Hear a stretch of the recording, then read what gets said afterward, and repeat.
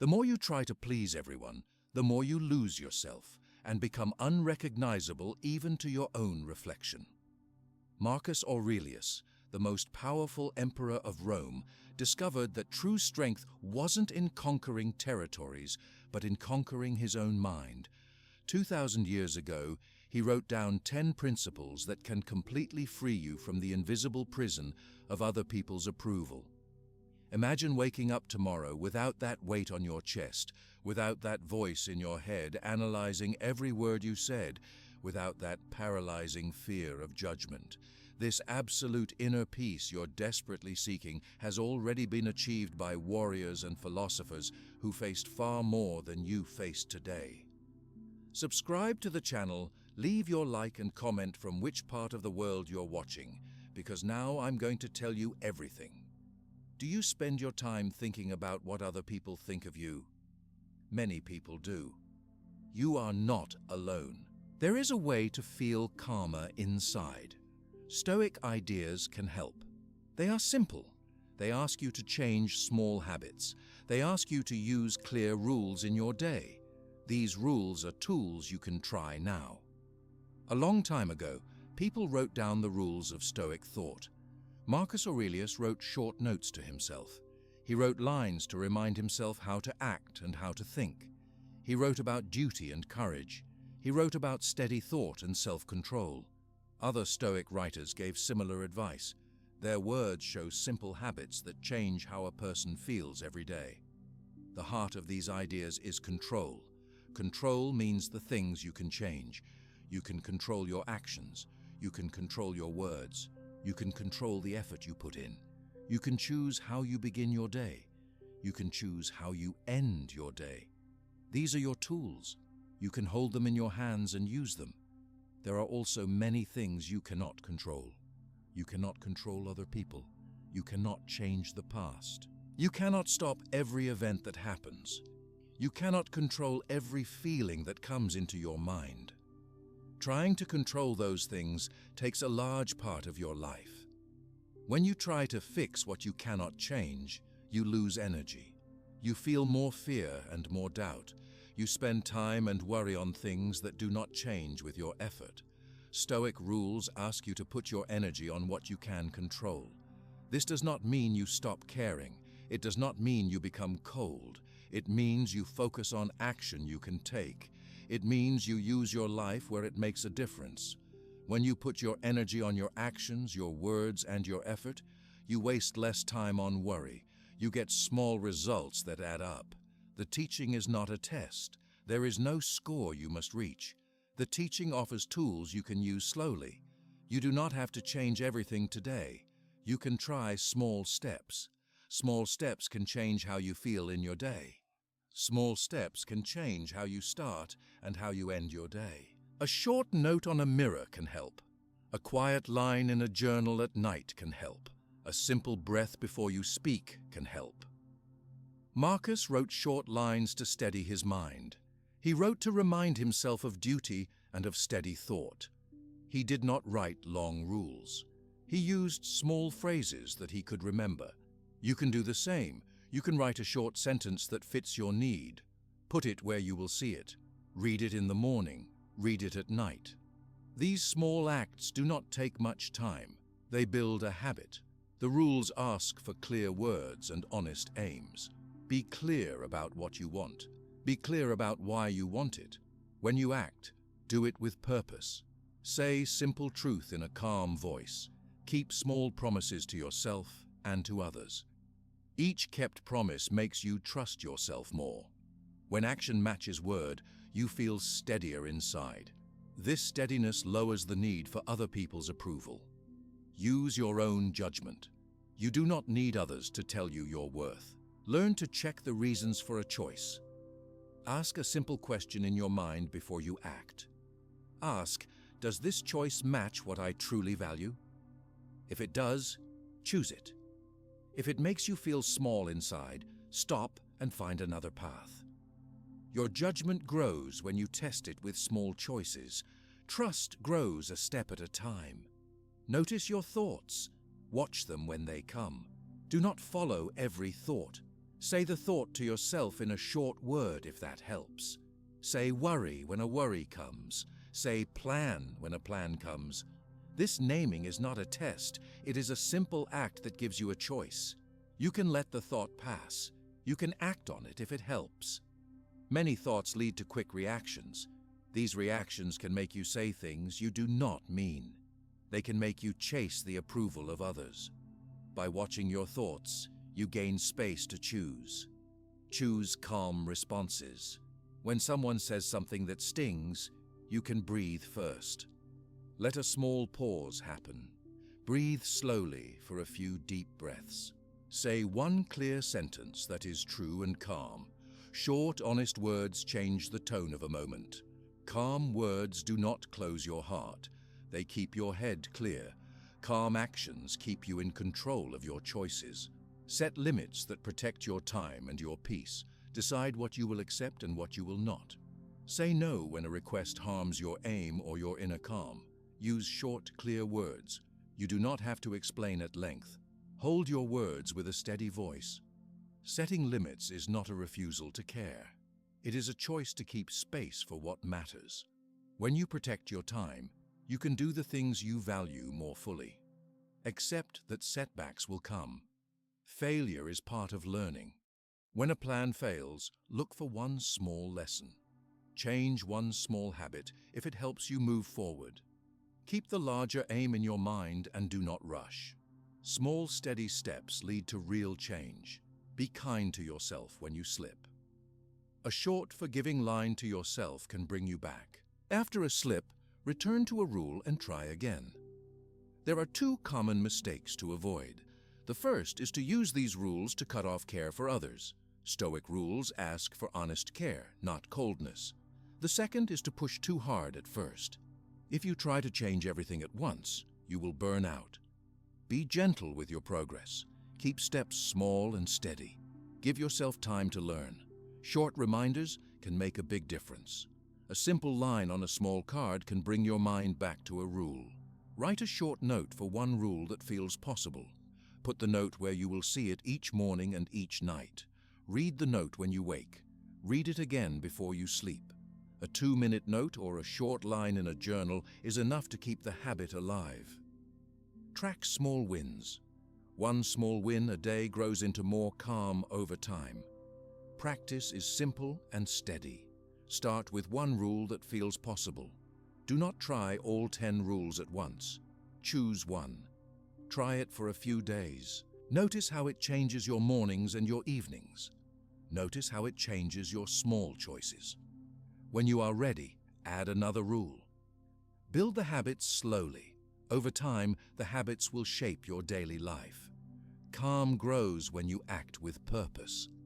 When your actions come from honest aims, you spend less time seeking the approval of others. Your choices match your values more often.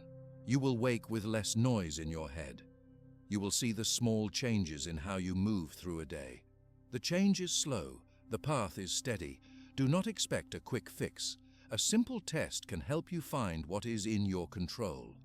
When a worry comes, ask yourself a clear question. Can I act on this now? If you can, take one small step. If you cannot, let it go. Put your attention on the next small action you can take. This way, you keep your energy where it helps. This is not a trick.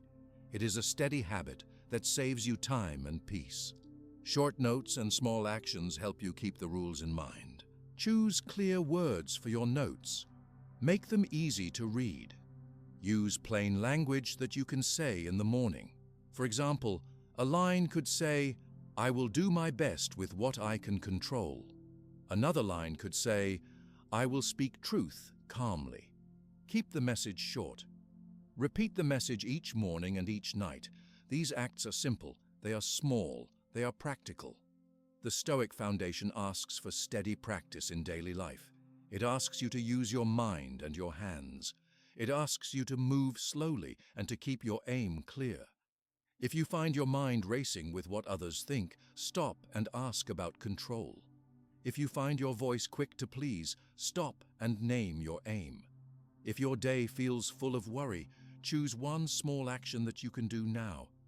There will be moments that test you. Someone may speak in a way that hurts, a plan may fail, a memory may return and press on your mind. In those moments, the rules are simple. See what you can control. Use your words with honesty.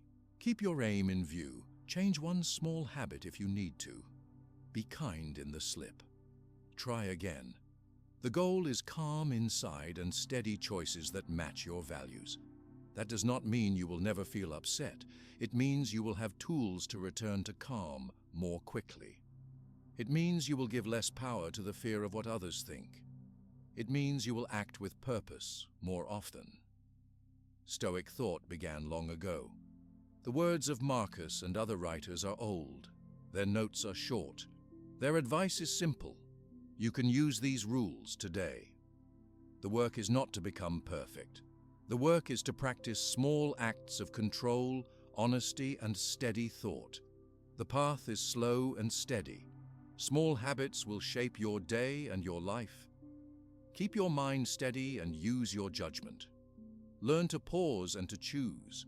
Learn to name your thought and to decide. Learn to breathe when fear comes. Use short reminders and small, clear actions. Trust grows from small choices that match your values. Calm grows when you act with purpose. This foundation will shape the daily steps you take. Start with one clear rule. Keep the words short. Read them each morning and each night. Practice slowly. Over time, you will notice less need for approval. You will notice clearer choices. You will notice a quieter mind. Keep the work gentle and steady. The rules are tools for action. Use them one at a time, and let small steps change your day. If you take one clear rule into the day, can you keep your attention on what you can control? This question will change how you use your time and your thoughts. The rule is simple. Spend your energy on what you can change. Stop spending energy on what you cannot change. You can act on your own choices. You can speak your words. You can try with your effort. You can shape how you begin the day and how you end it. These are the things inside your reach. Other things are not inside your reach. The words of other people are not in your control. The past is not in your control. Many events are not in your control. When you learn to sort these two groups, you will spend less time in worry and more time in useful work. Start by learning one short question. Make it a tool you use in the moment. Ask yourself, can I act on this now? Say the question quietly when a worry comes. Do not answer immediately with fear or habit. Pause. Let your breathing slow for a few seconds. Then answer with a clear voice in your mind. If you can act on the matter now, do one small step. If you cannot, move your attention to the next small action you can take. This practice is short. It takes only a few seconds. Over many days, it becomes a habit that keeps your mind calm. When you use this question, be exact about what you mean by action. Acting does not have to be big. Acting can be one small move that follows your aim. Acting can be one short message you send. Acting can be 1 minute of work on a task. Acting can be one clear sentence you speak. When you break action into one small move, it becomes easier to do. When action is clear, your worry loses its power. You do not give energy to thoughts that do not help. Make a small note with your question. Put it where you will see it in the morning and at night. Read it out loud when you wake. Read it again before you sleep. The note will bring your mind back to the rule. Keep the note simple. Use plain words that stick with you. A small card on a mirror will work. A short line in a journal will work. The physical act of reading the line helps your mind remember the habit during the day. Practice the question in small daily moments. If a friend does not reply to a message, ask the question, can I act on this now? If you can, do one small step that fits your aim. That step could be to send one short note to check in. It could be to move on to another task. If you cannot act on it now, tell yourself, I cannot change that now, and let it go. Choose a task that needs your attention and focus on it. When you do this, your time is used for things that matter. You will feel less pulled by what you cannot change. Use the question when you face words that sting. If someone says something harsh at work, stop and ask, "Can I act on this now?" You can choose your words. You can choose your tone. You can choose whether to respond now or to wait. If you can change the situation now in a useful way, say one clear line that follows your aim. If you cannot, step back. Say quietly to yourself, "I cannot change their words now," and do one calm action for your plan. You may turn your attention to your next task, or you may walk away to breathe. The choice is yours and it is in your control. Use the question for worries about the past. When a memory presses on you, ask, "Can I act on this now?" You cannot change what happened. You can change your action now. You can make an apology. You can correct an error. You can learn a rule and set a new habit. Choose one small step that moves you forward. Write a short plan for what you can do to repair or to learn. Then do the first small step. This work is steady. It will not fix everything at once. It will put your effort where it helps. Do not use the question to avoid feeling. The task is not to bury pain. The work is to place your effort where it gives you power. Feeling pain is part of life. Feeling shows you what matters. Use the question to move from thinking to acting. If an emotion tells you something useful, choose one small action that fits your aim. If the emotion is only repeating old fear, say to yourself, "I cannot change that now," and move to a calm action. This practice keeps your feelings in plain sight while you still choose useful steps. Make the habit visible in your day. Before a meeting, ask the question and name 3 things that are inside your control in that meeting. You can bring your notes. You can speak clearly. You can listen with attention. Keep these points short and easy to do. When the meeting happens, follow the small plan. If something happens that you cannot change, say the question quietly and move your focus back to one of your points. When you return to what you can do, your mind becomes steady. You do not waste energy on what you cannot change. When fear pushes you to please others, use the question to test the thought. A voice in your mind may say you must win praise to be safe. Ask, "Can I change their opinion now?" If the answer is no, stop trying to chase approval in that moment. Choose one action that fits your values. Speak quietly and truthfully. Keep your aims clear. Over time, your choice to act from your own values will reduce the power of the need for praise. Practice a small breathing step with the question. When a worry appears, breathe slowly for a count that is steady for you.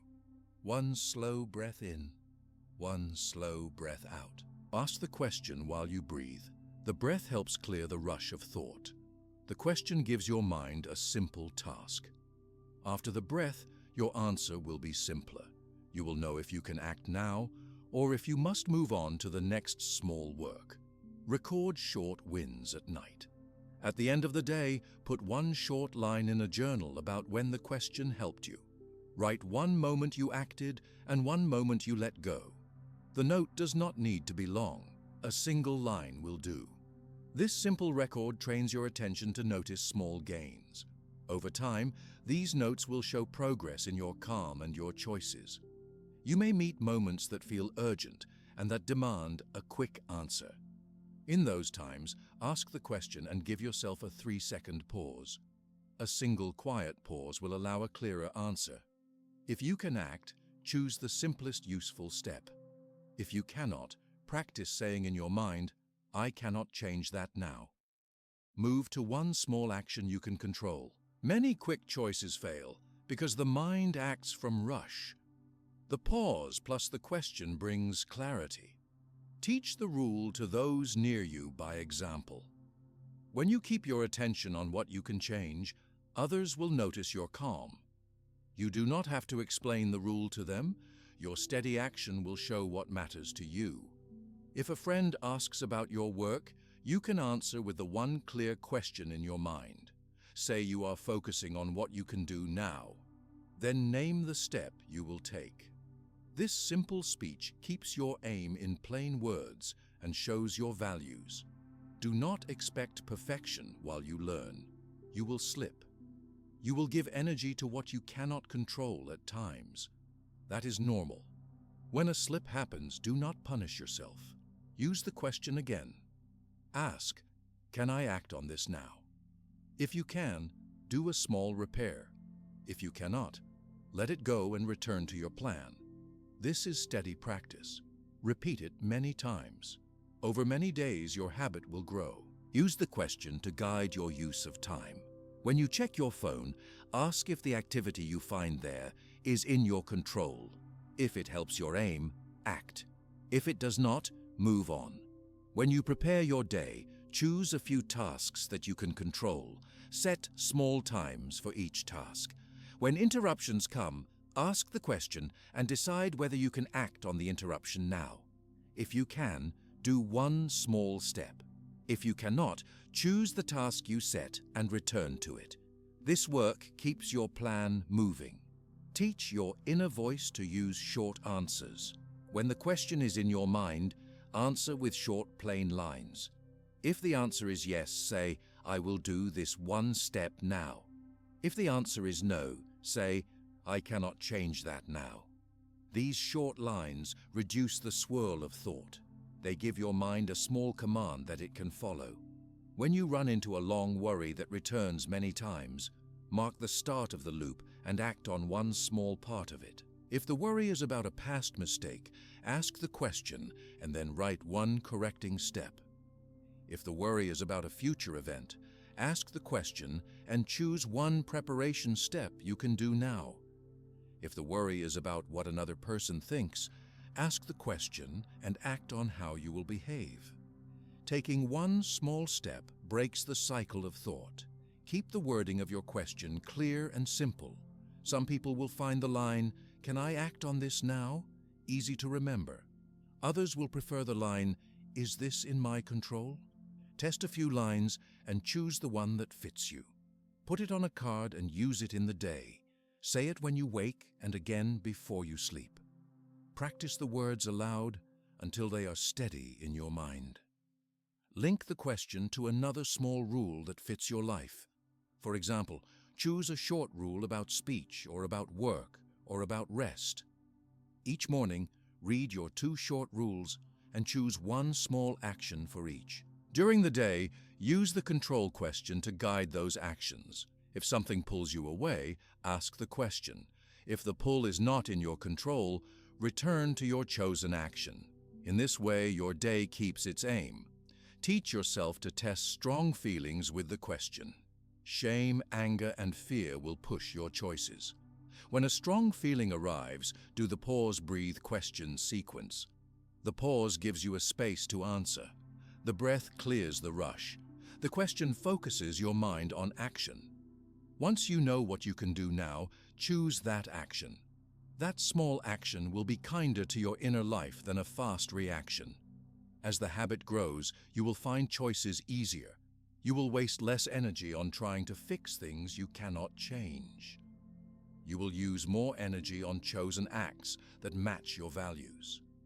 Your voice will be calmer. Your work will be steadier. You will still feel the pull of other people's opinions. You will still feel the sting of past mistakes. The question is not a cure. It is a tool. It keeps your work in the area you can shape. If you find the rule hard to start, keep the beginning very small. Use the question for one part of your day only. Some people begin with the morning. Others begin with work time. Some choose the time they are with family. Choose a short window and practice the rule there for a few days. After you build the habit in that window, widen it to another part of the day. Habits grow by gentle repetition, not by force. When you teach this rule to a child or to someone who is new to the idea, use the same simple steps. Ask, "Can I act on this now?" Pause with the child and breathe together. Help name one small action that fits their aim. Children learn the habit by doing one small action that they can finish. This simple work builds trust and control in small hands. Keep two plain truths in mind while you use the question.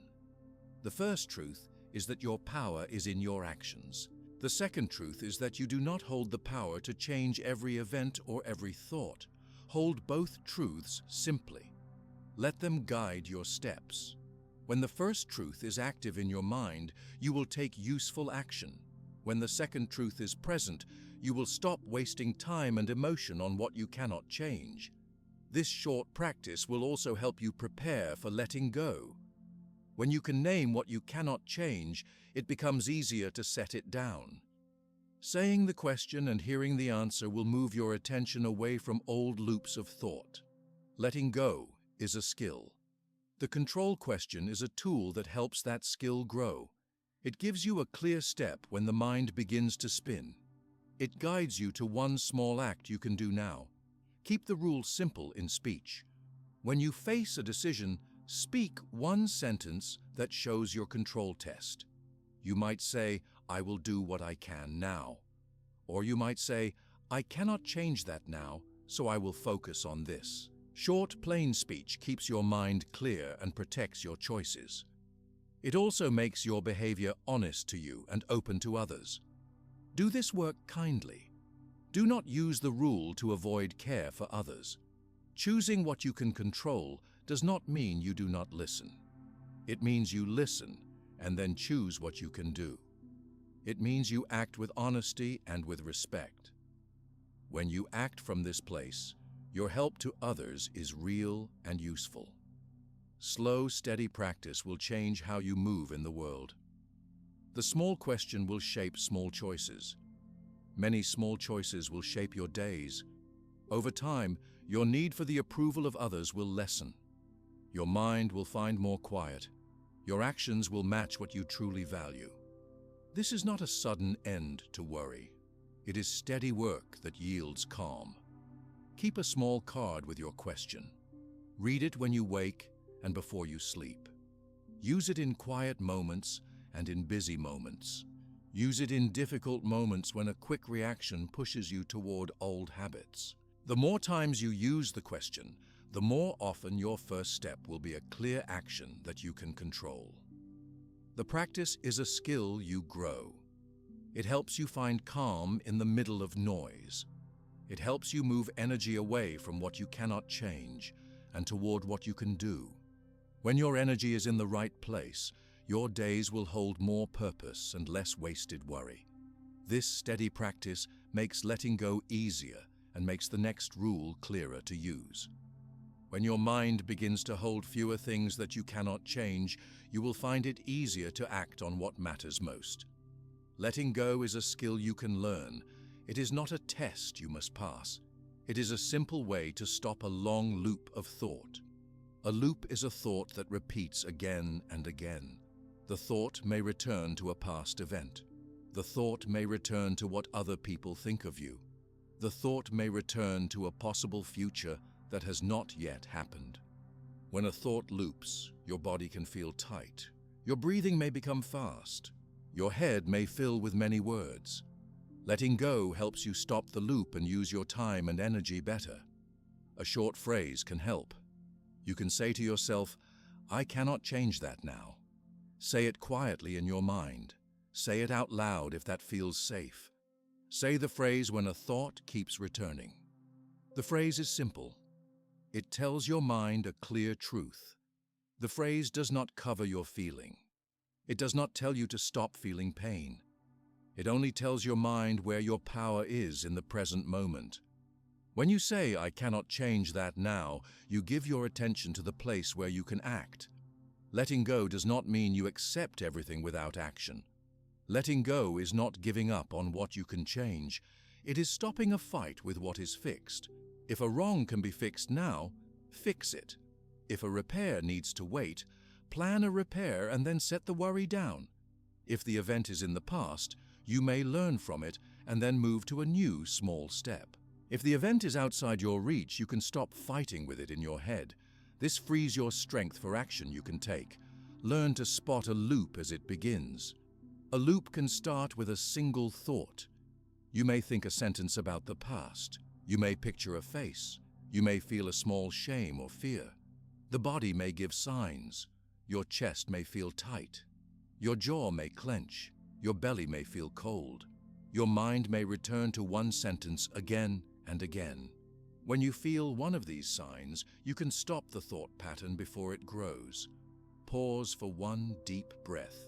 Slow your breathing down. Let one long breath come in. Let one long breath go out. Do this slowly for 3 breaths if you can. The breath gives a small space.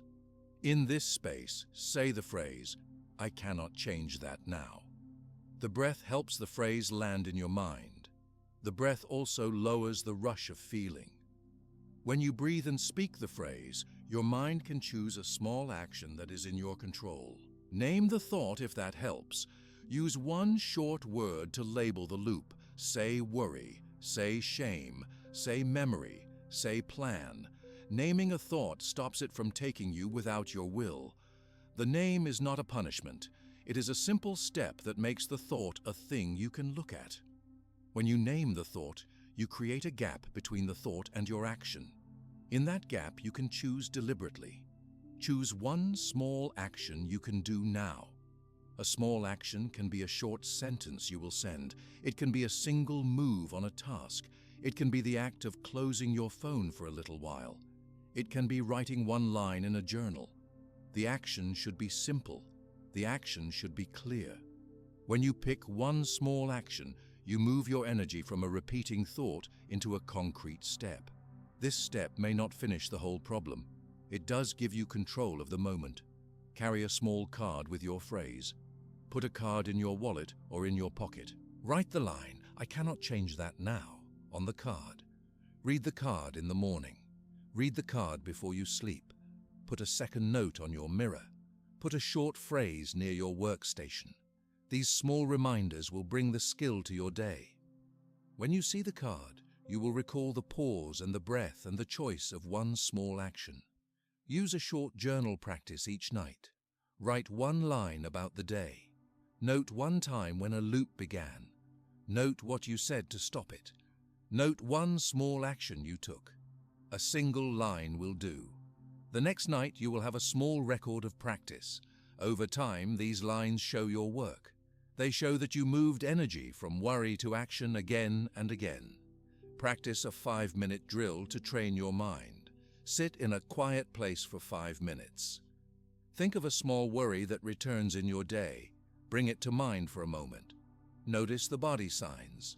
Breathe slowly for 3 deep breaths. Say, "I cannot change that now." Then choose one small action you can do in the next hour. Write that action on a small piece of paper. Fold it and put it in your pocket. This drill helps you link the thought to a real action. It trains your body to stop long loops with a breath and a phrase. When a loop comes from guilt over a past mistake, act on what you can do now to make amends. If you can speak an honest apology now, do it. If an apology must wait, plan the first step you can take tomorrow. Write one line that says, "Today I will do this first step." Then say, "I cannot change that now." Close the file in your mind for the moment. Return to the task before you. Small, steady repairs matter more than long hours of worry. When a loop returns because you worry about how others see you, decide one clear action for how you will behave. You cannot change what another person thinks in many cases. You can change how you speak and how you act. Choose one small act that fits your values. Practice that act. If the thought returns, breathe and say, "I cannot change that now." Then take the action you chose. Over time, your behavior will match your aim more often. Your need for approval will fall. When a loop is about a possible future, make a small plan now. If the future task needs study, set a short time to study today. If the future event needs practice, do one short practice now. If the future event is far away, set a time in your schedule to prepare later. If you must wait, place the worry in a small box in your mind and say, "I cannot change that now." You will then have a plan and a time to act later. If a memory comes that is painful, let the feeling be present for a moment. Say the name of the feeling out loud if you can. Say, "I feel sad." Breathe slowly for 2 or 3 breaths. Then say, "I cannot change that now." Give your mind one small work that will help you feel safer. The work might be to stand up and walk for 2 minutes. It might be to call someone you trust for a short line. It might be to wash your face. Choose one small move that brings you back to the present. Do not use letting go to avoid responsibility.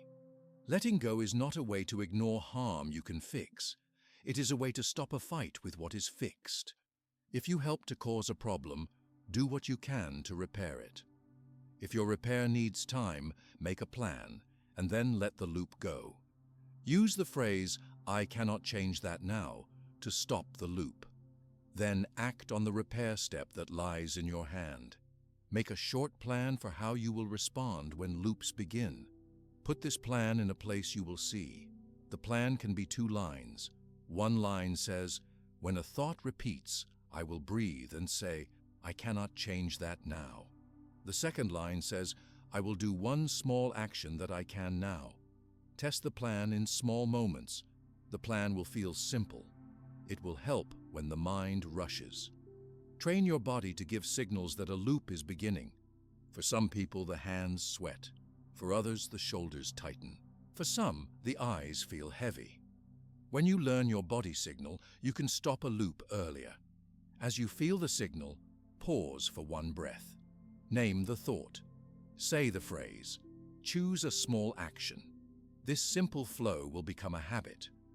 Use a short worry time if a thought keeps returning. Set aside 10 minutes in the evening to think of the worry. Write it down in that time. Let the worry out of your mind only in that time.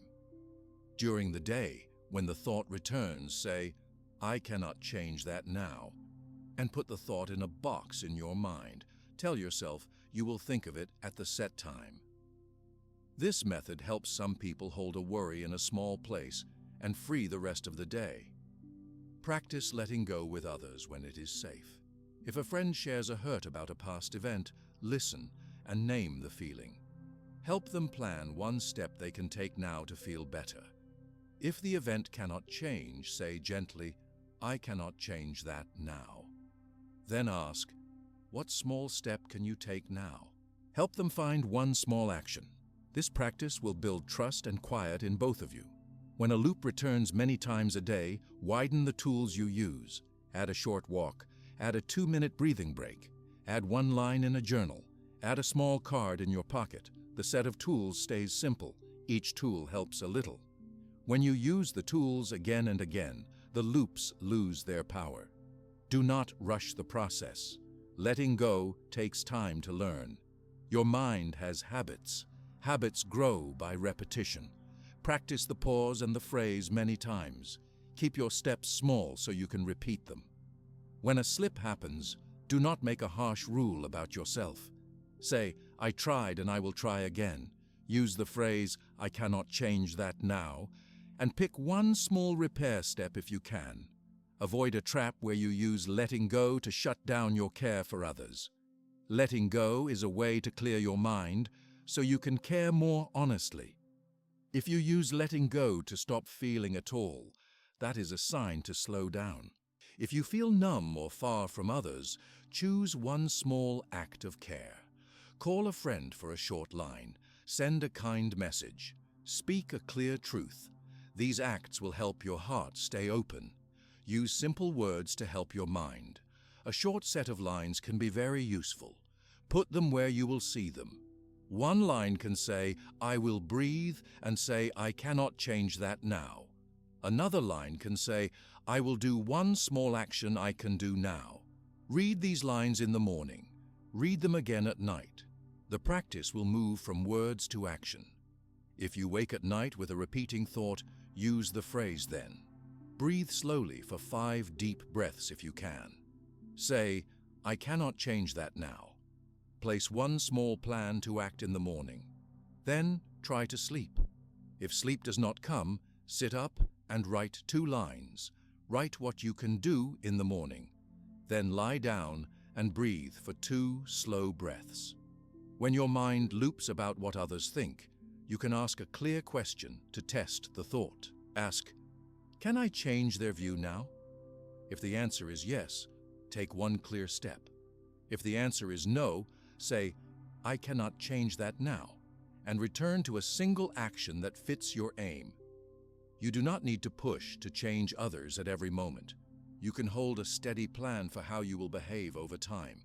Small, steady acts build your character more than many quick fixes. Beware thoughts that say you must be liked by all to be safe. These thoughts are strong, but they are not true. You cannot be liked by all people at all times. You can be honest and steady. When such a thought appears, name it. Try the phrase.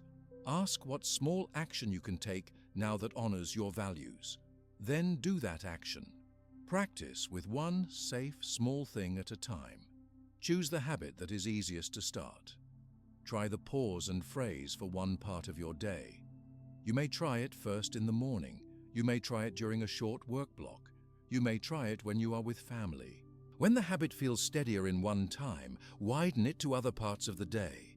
This slow growth keeps the skill alive. Letting go will not make you perfect. You will still react at times. You will still feel old fears. The aim is to reduce the long loops and to move your mind back into action.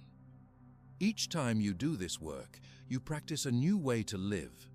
1 small action at a time builds a life that is less driven by the noise of what others think and more guided by clear choice. Be gentle with yourself as you practice. If you use the phrase easily in one moment and you forget it in the next, that is still progress. The mind is learning a new route. Each time you remember the phrase, you strengthen the route. Over time, you will remember earlier and act more quickly. When you let go, you also open space to speak with clear truth. You can say what you mean in a calm voice. You can keep small promises to yourself. You can act with a steady aim.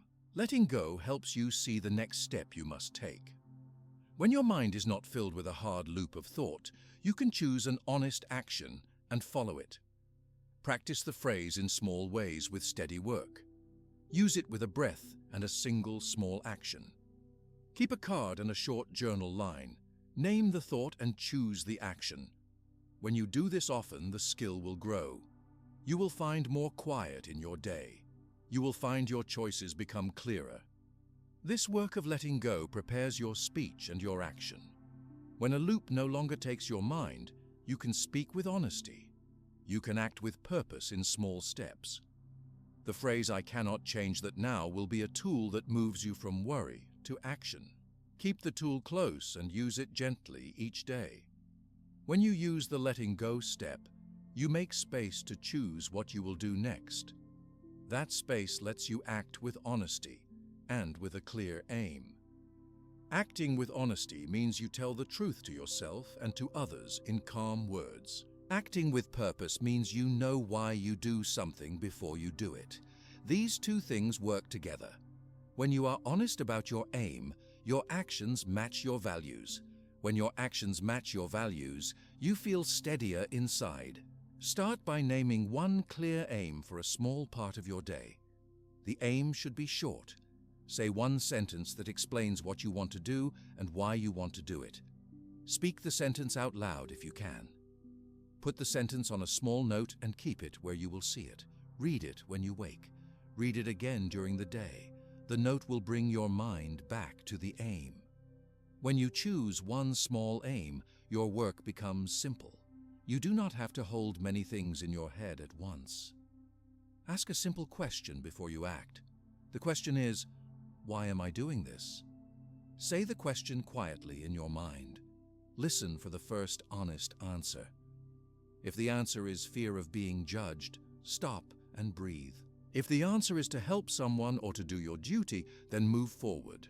Be clear with yourself. Do not push the honest answer away. Honest answers give you true direction.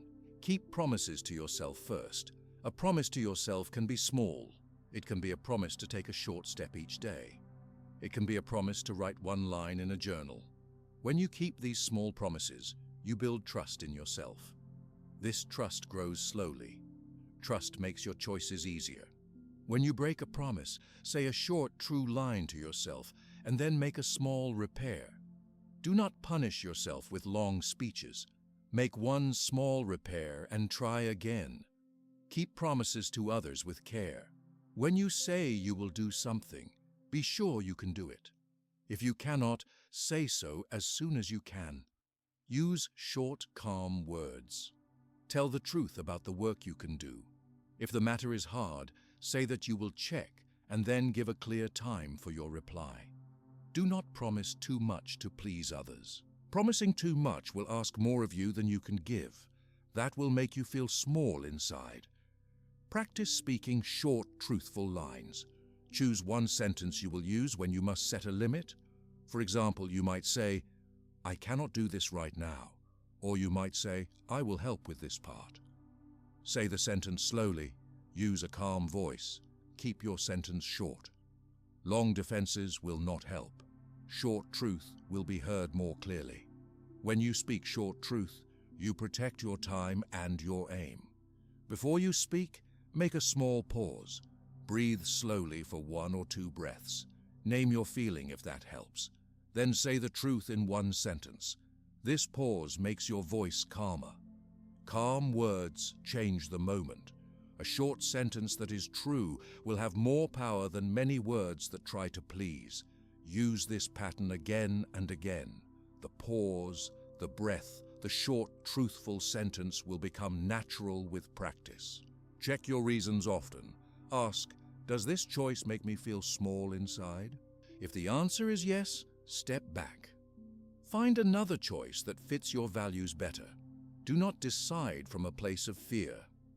Ask, will this action help my aim? If it will, do it. If it will not, do not do it. These questions are simple.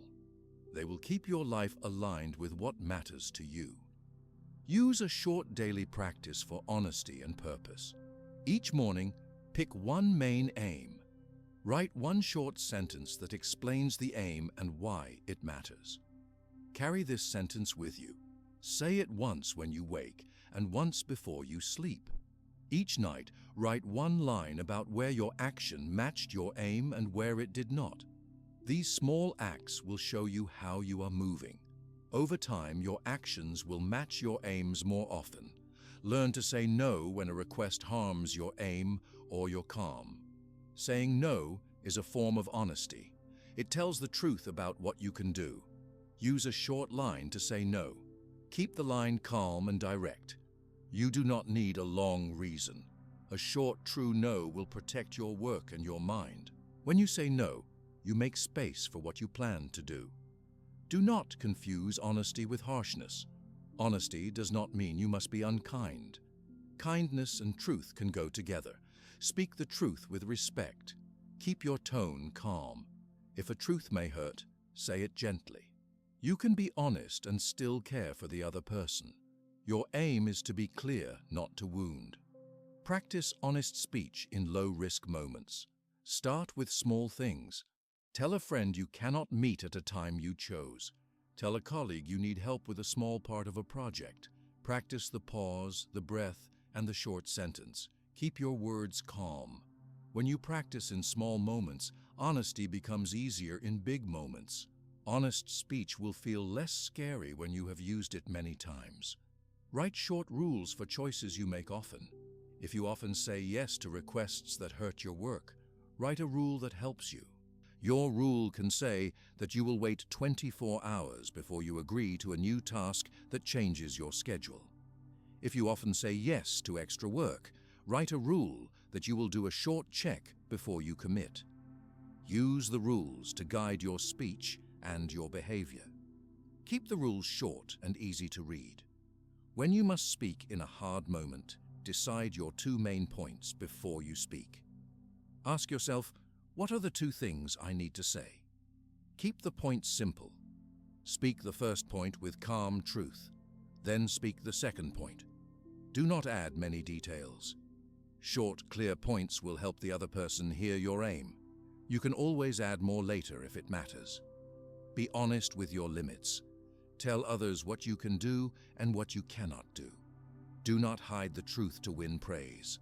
When you hide your limits, you will feel worse later. Speak the truth now and keep your word when you can. If you cannot keep a promise, say so quickly and offer one small repair. This small repair will keep your trust with others. Use simple phrases in your breath practice. When you breathe and calm, say one line about your aim. Say, "My aim is to do this one task now." Or say, "I will speak the truth calmly." Repeat the line once or twice. The line will help your mind find its purpose in the moment. Hold your aims close when you face pressure. If someone pushes you to accept more work than you planned, say your aim out loud. Say your short aim sentence and then say your limit. Use calm words. Keep the aim clear. This will help you keep your plan. Teach your child or someone new to the habit by showing one small step. Tell them one short aim you use. Show them how you pause, breathe, and speak one clear sentence. Help them practice this with a small task. When they see you do it, they will learn the motion. Practice with them again and again in small moments. Use your journal to track truth and purpose. At night, write 2 lines. The first line says where you were honest today. The second line says where you could be more honest tomorrow. Keep the notes short.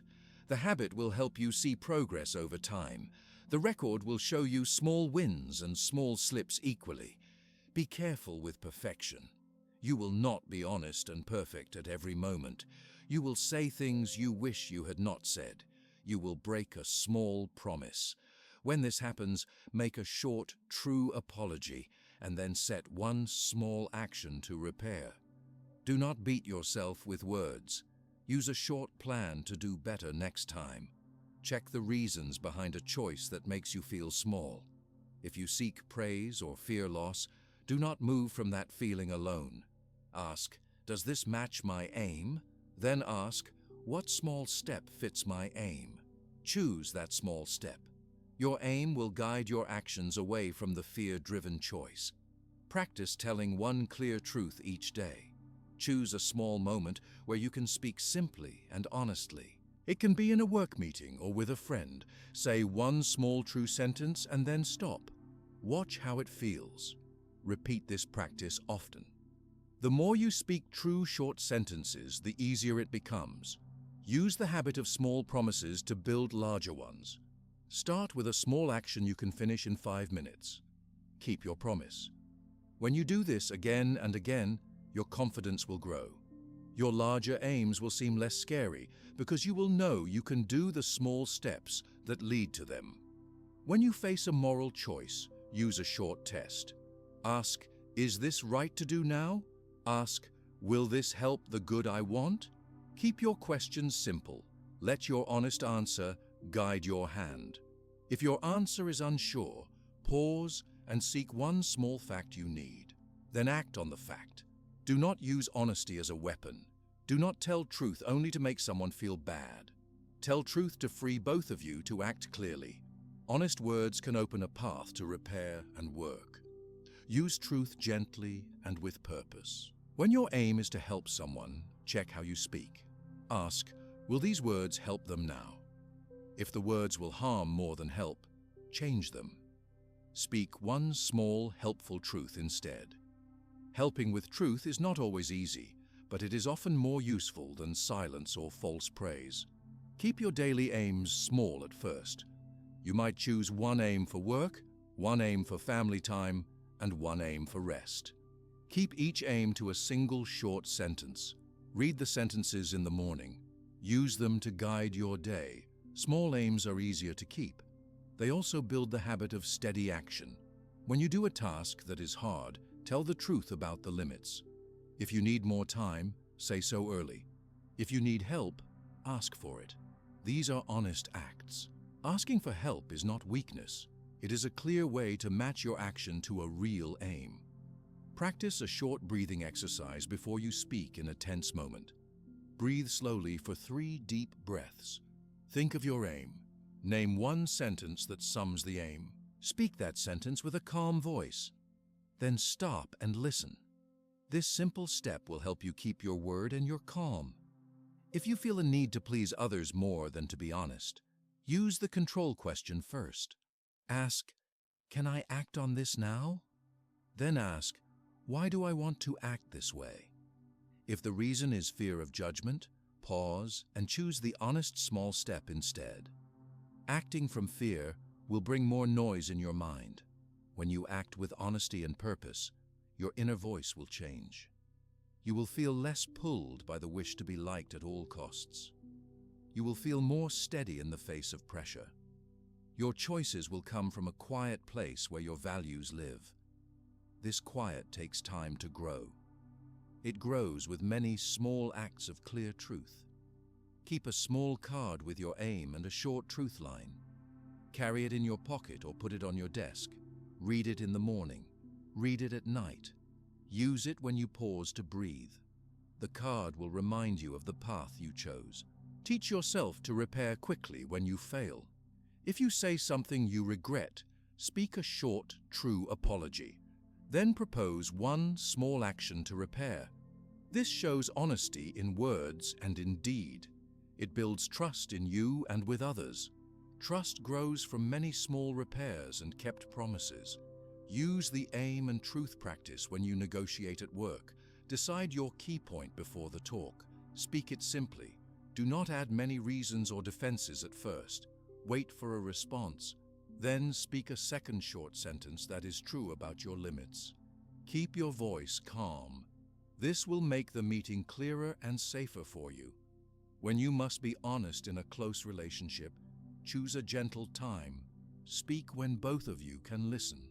Use one clear sentence to say your feeling and one small sentence to say your need.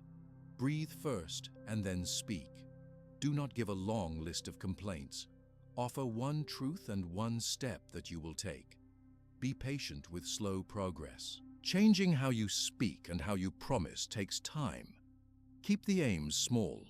Keep the notes short. Keep the breath and the pause before you speak. Repeat these acts each day. Over time, your inner calm will grow. Your choices will match your values more often. Your trust in yourself will become stronger. Acting with honesty and purpose is not a single moment. It is many moments linked together. Each small, true sentence, each kept promise, each calm word adds a little more steadiness. Keep the steps simple. Keep the aims clear. Use the breath when you need it. Use the short notes to hold your aim. Be gentle when you fail. Repair with one small step and then try again. When you practice honesty and purpose, you prepare your mind to trust itself. Your choices will come from your own view of what matters. This makes your next steps clearer and your next rule easier to use. When your actions come from a clear aim, you begin to trust your own judgment more. Trust grows when small choices match what you say you value. You do not need loud confidence. You need steady choice. You can build that steadiness by checking your reasons and by testing small decisions again and again. Start with one short question you will ask before you choose. Ask, "Why am I doing this?" Listen for the first honest answer. If the answer is fear of what others will think, stop. Breathe slowly for 2 or 3 long breaths. Then ask, "Does this help my aim?" Use only these 2 questions at first. They are simple. They give you a clear path. They keep your decision close to your values. Write down a short list of what matters to you. Use no more than 3 items at first. Keep each item to a few words. Place the list where you will see it in the morning. Read it when you wake. Read it before you sleep. When you face a choice, hold these items in your mind. Ask if the choice fits them. If it does, move forward. If it does not, wait and look for a different choice. Make short rules for choices you face often. If you often say yes too quickly to new work, set a rule that you will wait 24 hours before you agree. If you often rush into plans with friends, set a rule that you will check your week first. Keep the rules small. Put one rule on a card in your pocket. Read it when you need it. Rules help your judgment act without noise. Practice a small pause before you reply to others. When someone asks you to do something, let a short silence happen. Breathe once. Speak a short line that is true. If you need time, say, "I need time to think about this." If you can do part of the task, say, "I can do this part." Keep your words calm and clear. Short speech helps others hear you. Short speech helps you keep your aim. Keep a decision journal at night. Write one line about one choice you made that day. Write the reason you chose it and one short result. This journal does not need long pages. One sentence each night is enough. In time, you will see patterns. You will see how many of your choices came from fear and how many came from purpose. This record will help you trust your judgment because you will see proof of small good choices over time. Test your judgment in small ways. Choose a small decision that matters little and practice your rule there. Say no to a small extra task when you do not have time. Speak your aim in one sentence at a short meeting.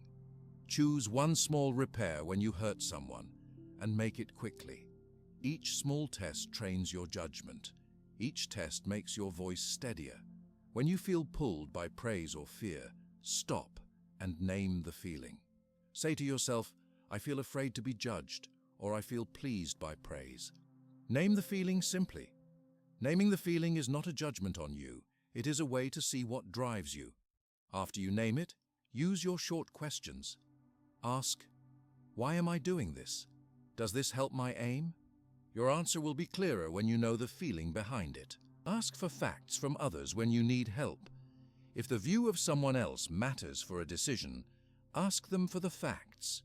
Ask what they think is needed. Ask what options you have. Do not ask for praise. Do not ask for their view of your worth. Ask for information you can use. Facts help your judgment act with clear ground. Opinions about you will not always help a choice. Learn to use a safe default reply. A safe reply can keep you from a quick yes. Use a short line you can say without stress. Say, "I will think about this and reply tomorrow." Say it once, then stop. Use the pause to check your reasons. Use your rule. Use the reply again and again until it feels natural. Make a list of the common choices you face and the rules you want to use for each. Keep the list short. For work, you might have one rule for new tasks and one rule for meetings. For home, you might have one rule for social plans and one rule for family requests. Carry the list in your phone or a small card. Read it in the morning. When a choice comes up, check your rule first. If a decision will change your daily life, give it time. Big choices need calm and time. Use your short questions and wait for a clear answer. If you must decide now, pick the smallest useful step you can take. Say a small sentence that acts now.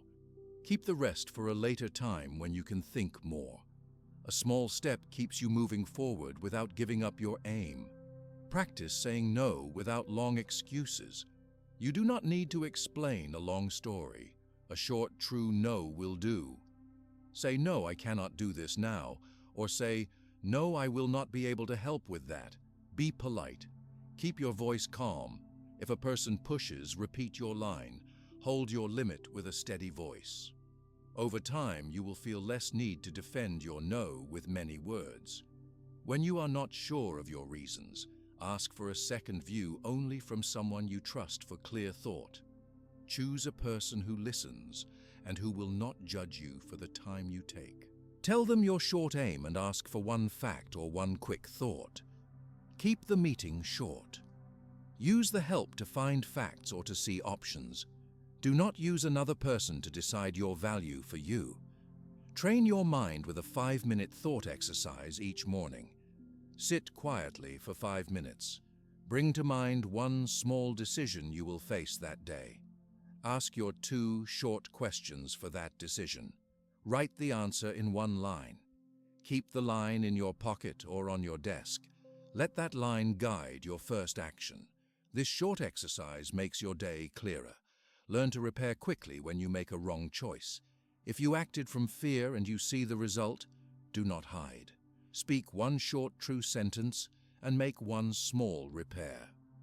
Say, I acted in hurry and I will fix this by doing this small step. Then do the step. Repair is not praise or blame, it is a practical act. Repairs build your trust in yourself more than long explanations. Be precise about what you can change. Before you try to change the world around you, name what you can change now. You can change your words. You can change your effort. You can change a small task. Name the thing you can move and do it. This will teach your mind that action brings result and will make trust in your judgment stronger. Watch how your body reacts when you must decide. Do you feel tight? Do you breathe fast? Do you want to say yes quickly? When your body speaks, stop. Breathe slowly for 2 or 3 long breaths. Then ask your questions. Your body will settle and your mind will be clearer. The pause helps you choose with calm thought. When a choice brings strong emotion, take a longer pause. Give yourself 5 minutes if possible. Walk for 5 minutes or do a short activity that clears your mind. During the pause, ask your 2 questions. If you still need time, set a clear time to reply and keep that time. Setting a time helps your mind stop rushing. Use short scripts for common social pressures. Prepare a line you can use when a friend wants you to do something you do not want. Practice the line once. Keep it simple. Say, I need to check my plans and I will tell you later. Or say, I cannot do that this time. You will feel safer when you have a clear line you can use without thinking too much. When you face a choice that asks for your identity, slow down more. Choices about who you are deep. Do not let a quick moment decide who you will be. Ask your 2 questions and write 1 line about what this choice means to you in the long run. Give yourself time to think and to test the choice in small steps. Identity grows from many small acts, not from one rush. Teach your child or someone new to the habit by using simple words. Show them how you pause and ask your 2 questions. Let them practice with low-risk choices. Help them write 1 short rule that helps them say no to a small task if they do not have time. When they learn the habit early, it will be easier throughout their life. Use short notes to remind you of your rules. Put a small card on your desk. Put a note in your pocket. Read the note when you must decide. The note will help you pause and ask the questions you chose. Over time, you will need the card less. The habit will move into your mind. If praise drives you, record the truth after a compliment. Write 1 simple line that says why your work is useful. This line will remind you of the aim behind your action. If criticism comes, ask if you can act on it now. If you can, take 1 small step to repair. If you cannot, note it and set a time to return to it. Practice mindful listening when others speak about you. Hear the words. Ask 1 question in your mind about facts. If the words are a judgment on you, do not let them become your rule. Ask, is this true? If it is useful and true, act. If it is not useful, set it aside. Your judgment should come from your values and from clear facts. When fear of judgment is strong, use a clear test in your day. Ask yourself, if I choose from my aim today, what is 1 small step I can take? Then do that step. Give the rest of the decision room. This test will show you how simple action can replace the rush to please. Do not seek approval for every small choice. Find 1 trusted person to speak with when a choice is big. Ask that person for facts. Ask them for 1 practical thought. Keep the meeting short and focused. Use other people for facts, not for your sense of worth.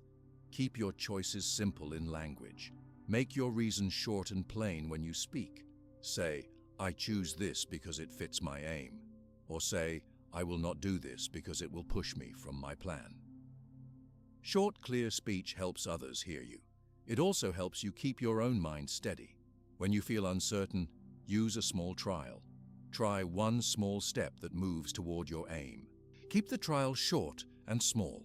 See what happens. A trial will give you information you can use. It will not bind you to a big mistake. Trials let your judgment learn from real action. If you find your inner judge is harsh, treat your inner voice as another view, not the only view. Ask the two questions and listen to the inner voice with kindness. You can accept the feeling and still choose a small step that matches your aim. Being calm with yourself will make judgment clearer. Track your small wins in a short journal. Each night, write one sentence about a choice that matched your aim. Write one sentence about what you learned. This record will build proof over time. When doubt comes, you can read the notes and see your steady work. Practice public speech with short lines that show your judgment. Before a meeting, write 2 lines that state your aim and your limit. Speak those 2 lines when it is your turn. Keep the words calm. Short, clear speech will make your message strong without noise. If you must change someone else's plan, do it with 1 calm line and 1 small step. Say the change you need in plain words. Tell 1 small action you will take to move the plan forward. This keeps your judgment visible and practical. Remember that trust in your judgment grows slowly. It grows from many small acts that match your values. Each kept promise, each clean repair, each short true line builds the habit. Be patient with the pace. Be firm with your rules. Use your breath when you feel haste.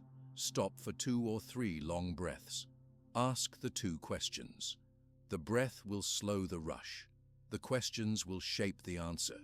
Then act on the smallest useful step you can take.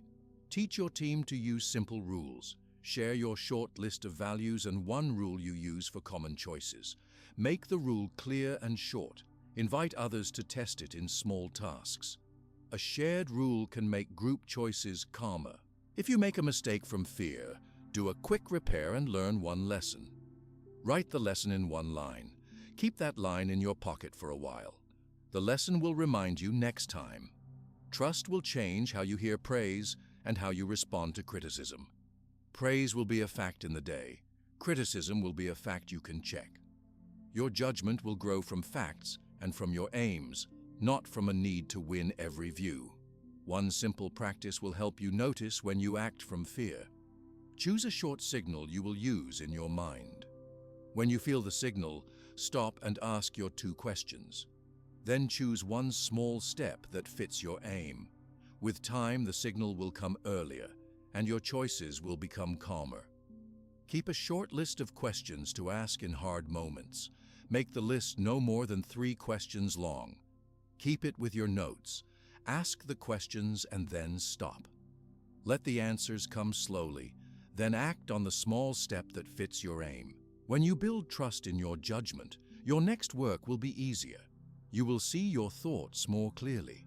You will choose actions that match your values more often.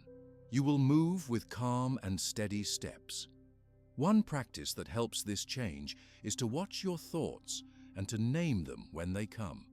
This naming will make it easier to test your reasons and to act from your own clear judgment. When you watch a thought and give it a name, you make a clear space to decide what to do next. Thoughts arrive often without a call. They come as words in your head, as pictures, or as sudden feelings in the body. A thought can say, "You are not good enough." A thought can picture a scene from the past. A thought can plan a future task. When you do not notice the thought, your mind may move with it automatically. When you notice the thought and name it, you slow the motion. Naming a thought does not stop the feeling. Naming a thought does not judge you. Naming a thought simply gives the mind a label. The label makes the thought easier to see. When you see it, you can choose a next move. Start with a small practice. Sit for 5 minutes in a quiet place. Close your eyes or keep them open. Breathe slowly. Let 1 breath come in and 1 breath go out. Keep breathing quietly. When a thought comes, do not chase it. Say 1 short word to name it. Say the word in your mind, or if you are alone, say it out loud. Use a single simple word. Say worry or fear or plan or memory. After you name the thought, let it pass. Return to the breath. Keep doing this for the 5 minutes. The practice helps your mind learn to notice a thought without following it. You will see many different words you can use. Use plain words that fit what you feel. If your thought is about a task, you can name it plan. If it is about what someone said to you, you can name it hurt or anger. If a memory returns, name it memory. If your mind says you must be liked, name it pressure or approval. The exact word is not as important as the act of naming. A short, clear label will do the work. Keep the words kind and simple. Do not call the thought bad or call yourself bad. Labels are tools, not punishments. Allow the name to be a gentle act. Do not add a stern voice. A calm voice works best. If you speak the name out loud, speak quietly. If you say it in your mind, say it softly. The tone matters less than the act of naming. Be patient with yourself. Your mind may resist at first. You may feel silly. That is normal. Keep practicing. The act of naming is a skill. Like any skill, it grows with steady practice. Use the naming step in daily moments. When you feel a quick reaction to a message on the phone, pause and name the thought. When you are about to answer a hard email, name the feeling that comes up. When you hear a comment that pricks you, pause and name the thought. This pause can be only a breath long. Name the thought in one word and then decide what to do. The naming gives time. In that time, you can choose a calm reply, or you can delay your reply until you can act with clear judgment. Link naming to a small action. After you name a thought, ask the simple question you use already. Ask, can I act on this now? If the answer is yes, pick one small step you can do in this moment. The step can be a short line you will write, a call you will make, or 1 minute of work on the task. If the answer is no, say, I cannot change that now, and move your attention to the next useful action. Naming plus a clear question makes the next move practical. It keeps your energy where it helps. Pay attention to the body as a guide. Thoughts often show as body signs first. Your chest may tighten, your mouth may go dry, your shoulders may rise, your stomach may twist.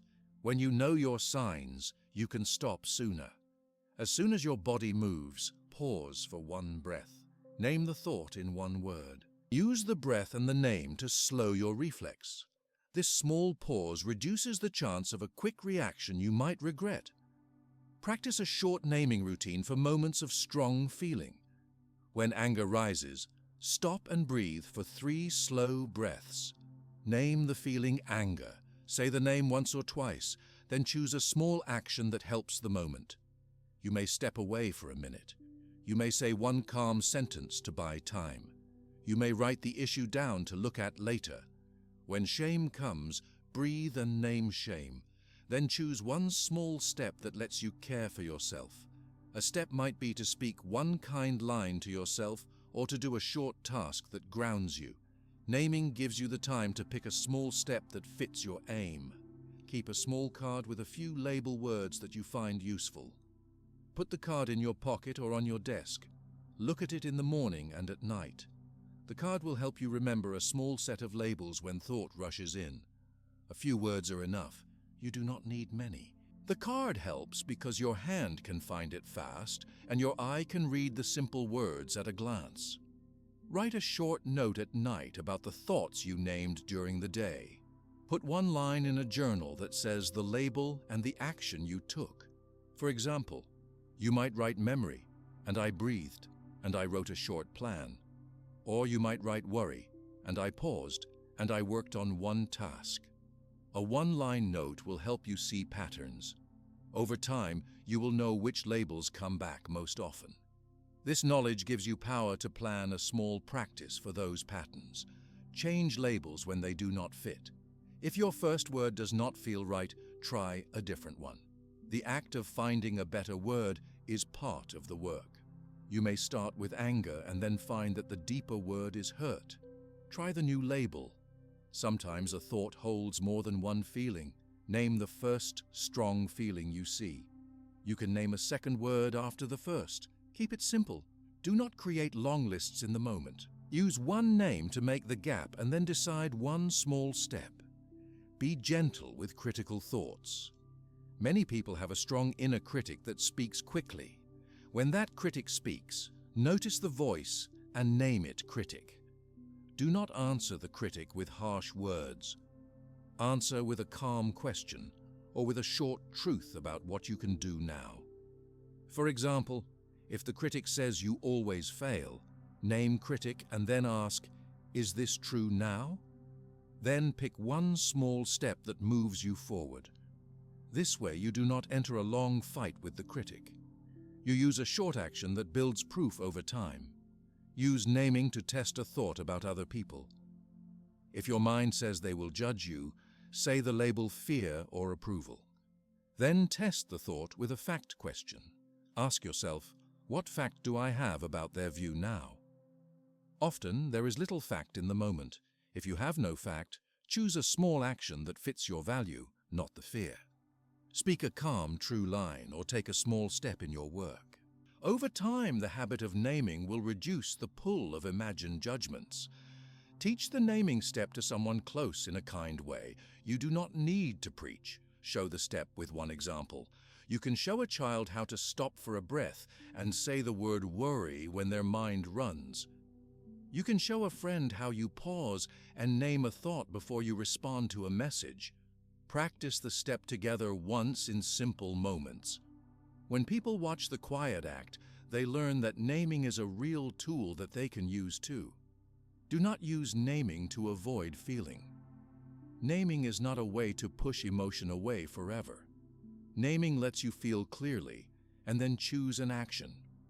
If a thought brings strong sadness, name the sadness. Let the feeling be present for a short time. Then choose a step that cares for you in that moment. The step might be calling one trusted person for a short talk. The step might be writing one sentence in a journal. The step might be standing and walking for a few minutes. Letting the feeling be present and then acting is a strong practice. Try a short public practice if you are comfortable. In a private place, speak a label out loud and watch how your body responds. Hearing your own voice name the thought can make the gap clearer. Many people find the spoken name helps because the brain hears the word and steps back. If you are in a public place where a voice could hurt your privacy, use a quiet breath and speak the word in your mind. The same gap will form. Make a list of the common labels you use in your day. Keep the list very small. Read the list in the morning. When a thought comes, choose a label from the list. Use the label to choose one small step. The list helps you find a word fast. Finding a word fast helps you act faster and with less drama. When a thought returns many times, use the label to plan a specific practice. If a worry about work returns each afternoon, label it worry. Then plan a short daily action at that hour to address the worry. You might give the worry a 5-minute slot at the end of the day to write down what you can do tomorrow. Outside that slot, use your label to move the worry into the plan and to return to current work. This gives the worry a small place and frees your day. If a thought is a plan, use the label to capture the plan. Say plan, and then write one short line about the next step. Putting a plan on paper moves it out of the mind. This stops the plan from making noise inside you. When you write the plan, your mind can let it rest. You will return to it when you act on the first small step. Naming helps in hard conversations too. When you hear words that trigger you, pause, breathe, name the feeling. Then speak one calm sentence. Tell the other person your aim in a short line. This pattern keeps your speech true and short. Naming first makes your voice steady. A steady voice helps others hear you more clearly. Keep a very short evening practice that uses labels. Before sleep, name 3 thoughts that came up that day. Put one label on each. Write one short action you took or one short action you will take. The notes can be one line each. This small habit trains your attention to notice patterns and to build small fixes. Be ready for resistance. Some days, naming will not feel to work.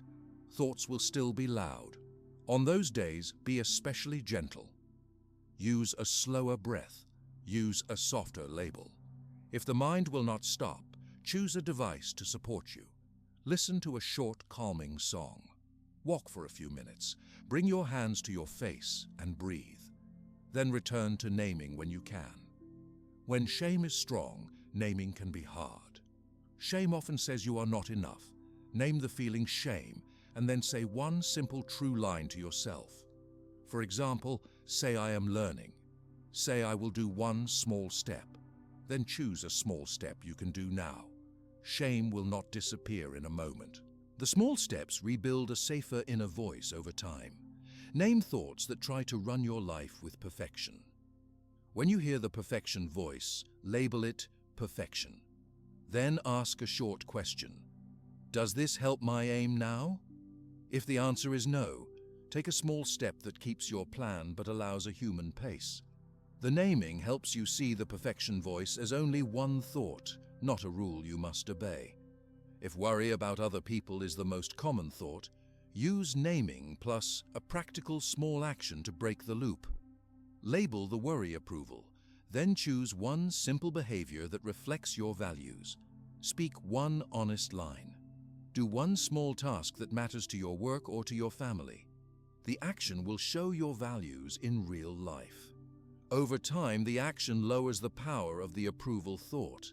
Use naming when you feel envy or a strong desire to compare. Label the feeling envy or wanting. Then choose a step that returns you to your aim. Write a short line about your own small goal. Do a minor action that moves you toward it. Naming makes the step easier to choose. When you practice naming often, your mind will bring the labels faster. You will catch thoughts earlier.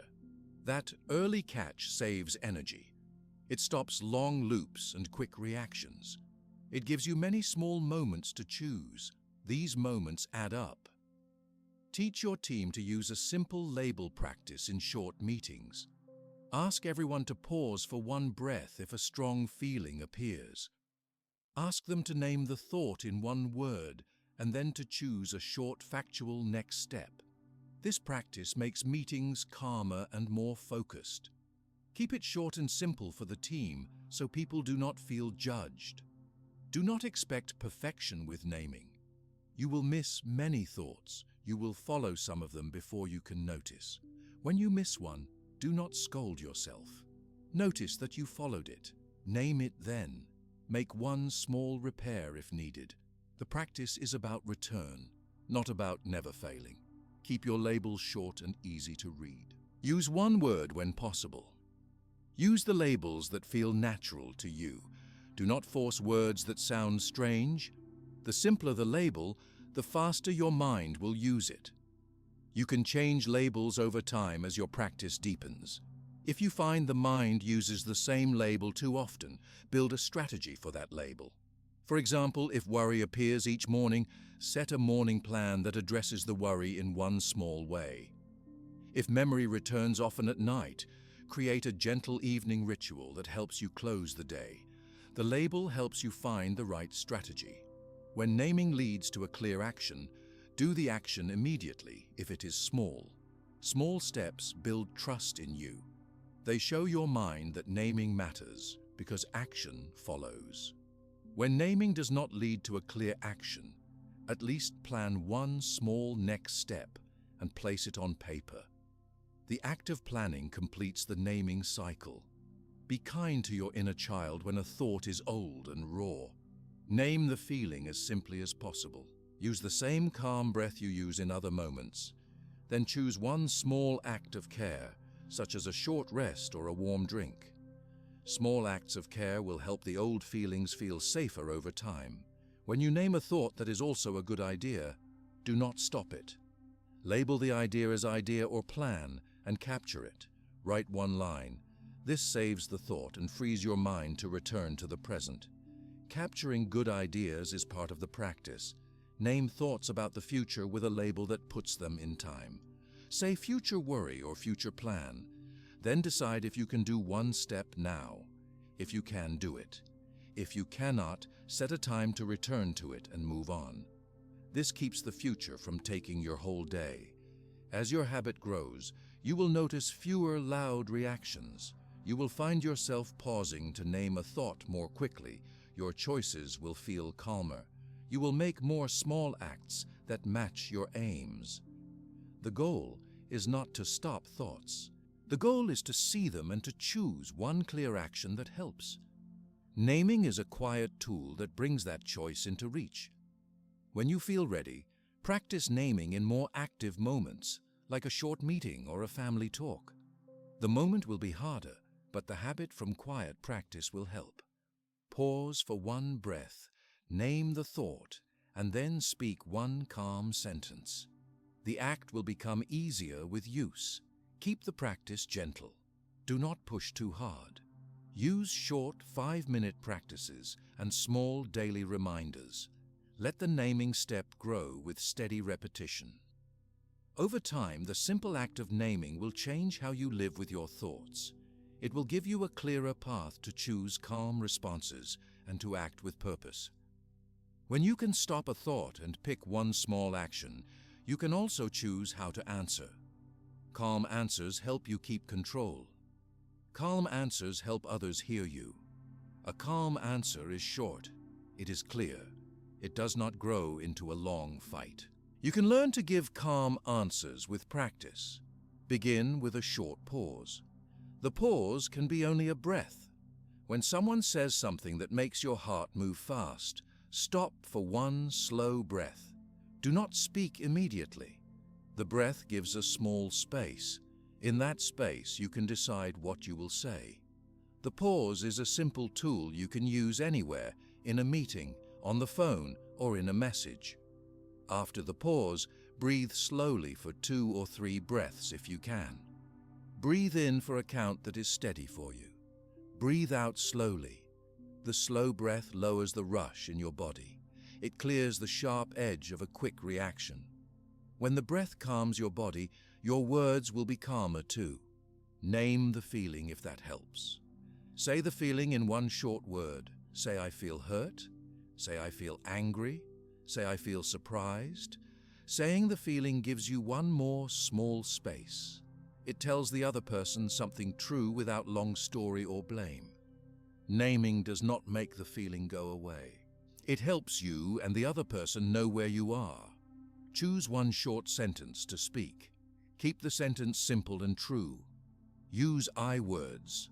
Say, I feel that, and name the feeling, or say, I will do this, or say, I cannot do that now. A short sentence has more power than many words that try to defend or please. For example, when a coworker says your work is wrong, you can breathe and say, I hear you. I will look at this and reply by tomorrow. That one line holds your aim and keeps the moment calm. Practice a few short phrases to use when you need time. A simple line can buy you space to think. Say, I need a moment to think. Say, I will answer in 24 hours. Say, let me check and I will come back to you. Practice these lines until they feel natural. They will help you avoid a quick answer you may regret. When you must say no, keep it short. A short no is honest and kind. Say, no, I cannot do this now. Or say, no, I will not be able to help with that. You do not need a long apology. A simple true line is enough. If you want, add one small fact. Say, no, I cannot do this now because I have another task. Then stop. The short explanation is enough. Use calm words in digital messages too. When a text or email pushes you, do not reply at once. Pause and breathe. Draft a short line and read it once after a slow breath.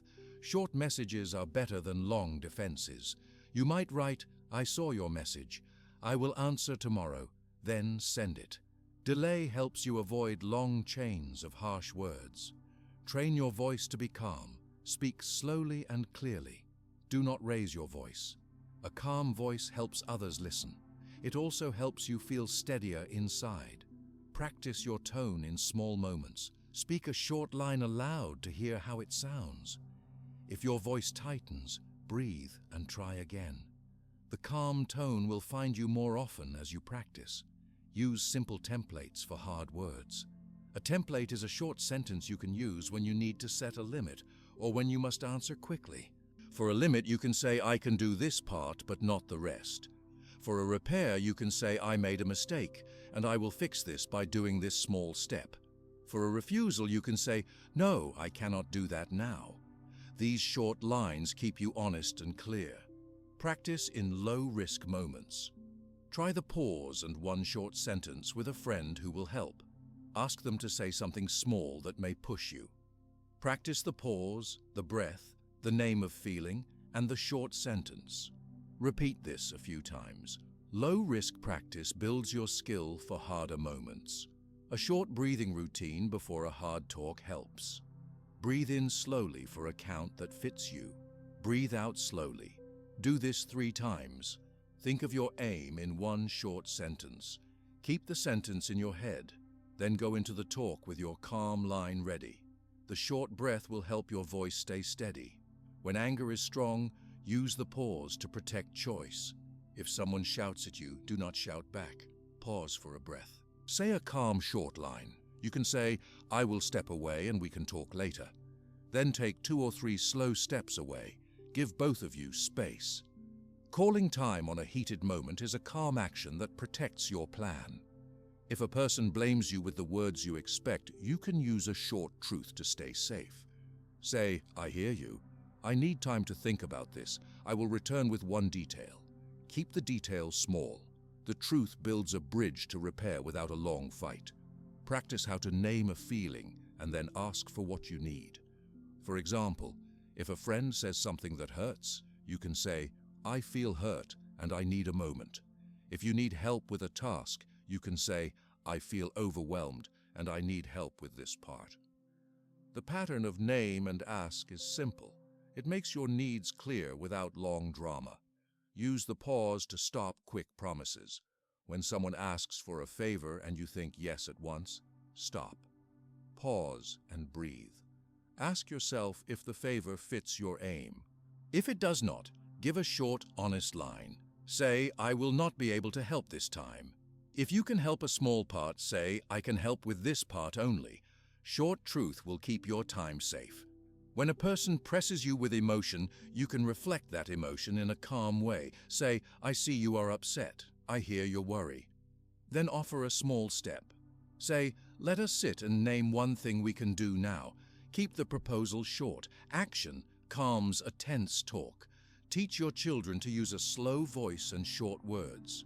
Show them how to pause for one breath when they are angry. Help them practice saying, "I feel mad.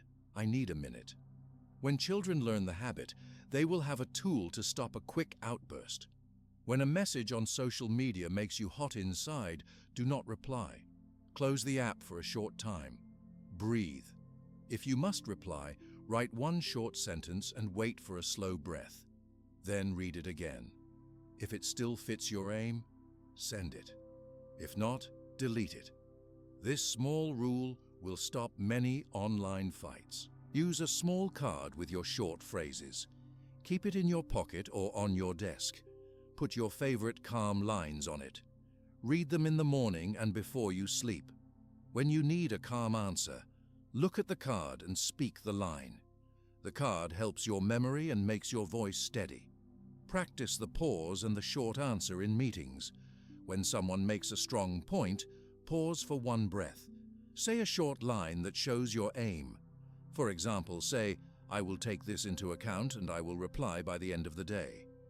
Short lines show you are steady and that you will act. They help the meeting move forward without harshness. Learn to stop over-explaining. Long defenses often make your mind tired and more open to attack. Short, true sentences are easier to keep. Say the truth and stop. If more facts are needed, add one small fact and then stop. Long speeches rarely help a tense moment. Short words hold the truth and let you keep your calm. Practice short letting go when a conversation ends poorly. If a talk becomes loud and you must leave, say one short line before you go. Say, "I need to step away. We can return to this later," then leave. After you leave, breathe and write one small note about what you will do next. The small note will keep your mind focused on repair or on the next action. When you must set a limit with someone close, speak with a calm heart. Pause and breathe. Name your feeling if you need to. Say one clear sentence that explains the limit. For example, say, "I can listen to this for 10 minutes, but I cannot stay in this talk all evening." If they push, repeat your sentence calmly. Hold your limit with a steady voice. If your first calm line fails, do a small repair quickly. If you say something and then feel it was wrong, stop, breathe. Say a short apology if it is needed. Say, "I am sorry. I spoke too fast. Let me say that again." Then say a short, clear sentence. The quick repair shows honest care and keeps trust. Practice a short script for urgent requests.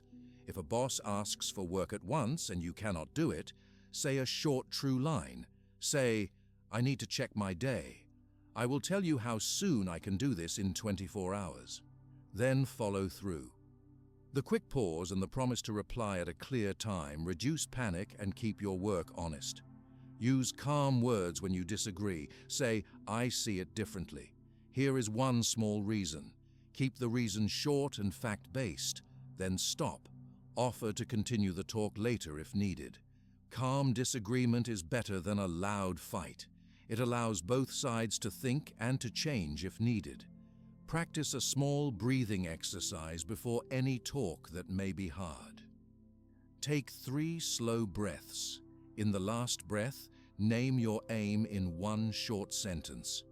Go into the talk with that aim in mind. It will guide your words and protect you from rash answers. When a conversation turns to blame, do not take it on and then fight back. Pause. Say a short line that names your feeling and your need. Say, "I feel attacked and I need a calm talk." Suggest a time to return to the talk. For example, say, "Let us pause and come back in 30 minutes." The pause will stop the blame and give both time to calm. Practice your calm lines in front of a mirror if you need. Say your short sentences and listen to your tone. Practice the breath and the pause. The mirror helps you hear how the line sounds. It will make you feel more ready in real moments. If you must give feedback, give it with short facts and one small step. Begin with one true fact that the other person can hear. Then say one small request. For example, say, "The report missed 3 points. Please add 1 point and send it back." Keep the voice calm. Short facts and one request make the feedback easier to accept. Use the calm answer to protect your rest. If a friend asks for time in the evening when you need rest, pause and give one short sentence. Say, "I need to rest this evening. I can talk tomorrow." Short words protect your time and your energy. When someone tries to pull you into a long argument, keep to one small line and do not add. The person may try to draw you in with many words. Repeat your short sentence calmly and do not add long defenses. Holding your short line will end the drama faster than long replies. Practice a short end-of-day note. Write one line about a time you used the calm answer. Write one line about what you will change next time. The short note will help you grow. Over time, the notes will show your steady wins. If a calm answer meets a loud reply, you can choose to withdraw to keep peace. Say, "I will step away and we can talk later." Leave the place if you must. After you step away, breathe and write one plan for repair. A calm withdrawal is not a loss. It is a move to safety and to thought. Teach your team to pause before replying in heated moments. When a meeting gets tense, ask everyone to pause for one breath. This small rule will change the meeting tone. It will help people speak with less heat and with more care. Do not use calm answers to hide your true needs. Calm speech must be honest. If you are afraid, name the fear. If you are sad, name the sadness. Then ask for what you need. Calm and truth together will make your life clearer. Practice saying sorry in a calm way. A short, true apology is powerful. Say, "I am sorry. I will fix this by doing this small step." Then do the step. Apology with a short repair builds trust quickly. Work on small ways to keep the voice steady. Lower the pitch a bit and slow the pace. Use small pauses in your speech. This will give you time to think and to keep to short sentences. The voice you use matters for how the words land. If you get angry after a talk, use a short repair note. Send a text that says, "I am sorry for my tone. I will speak calmly tomorrow."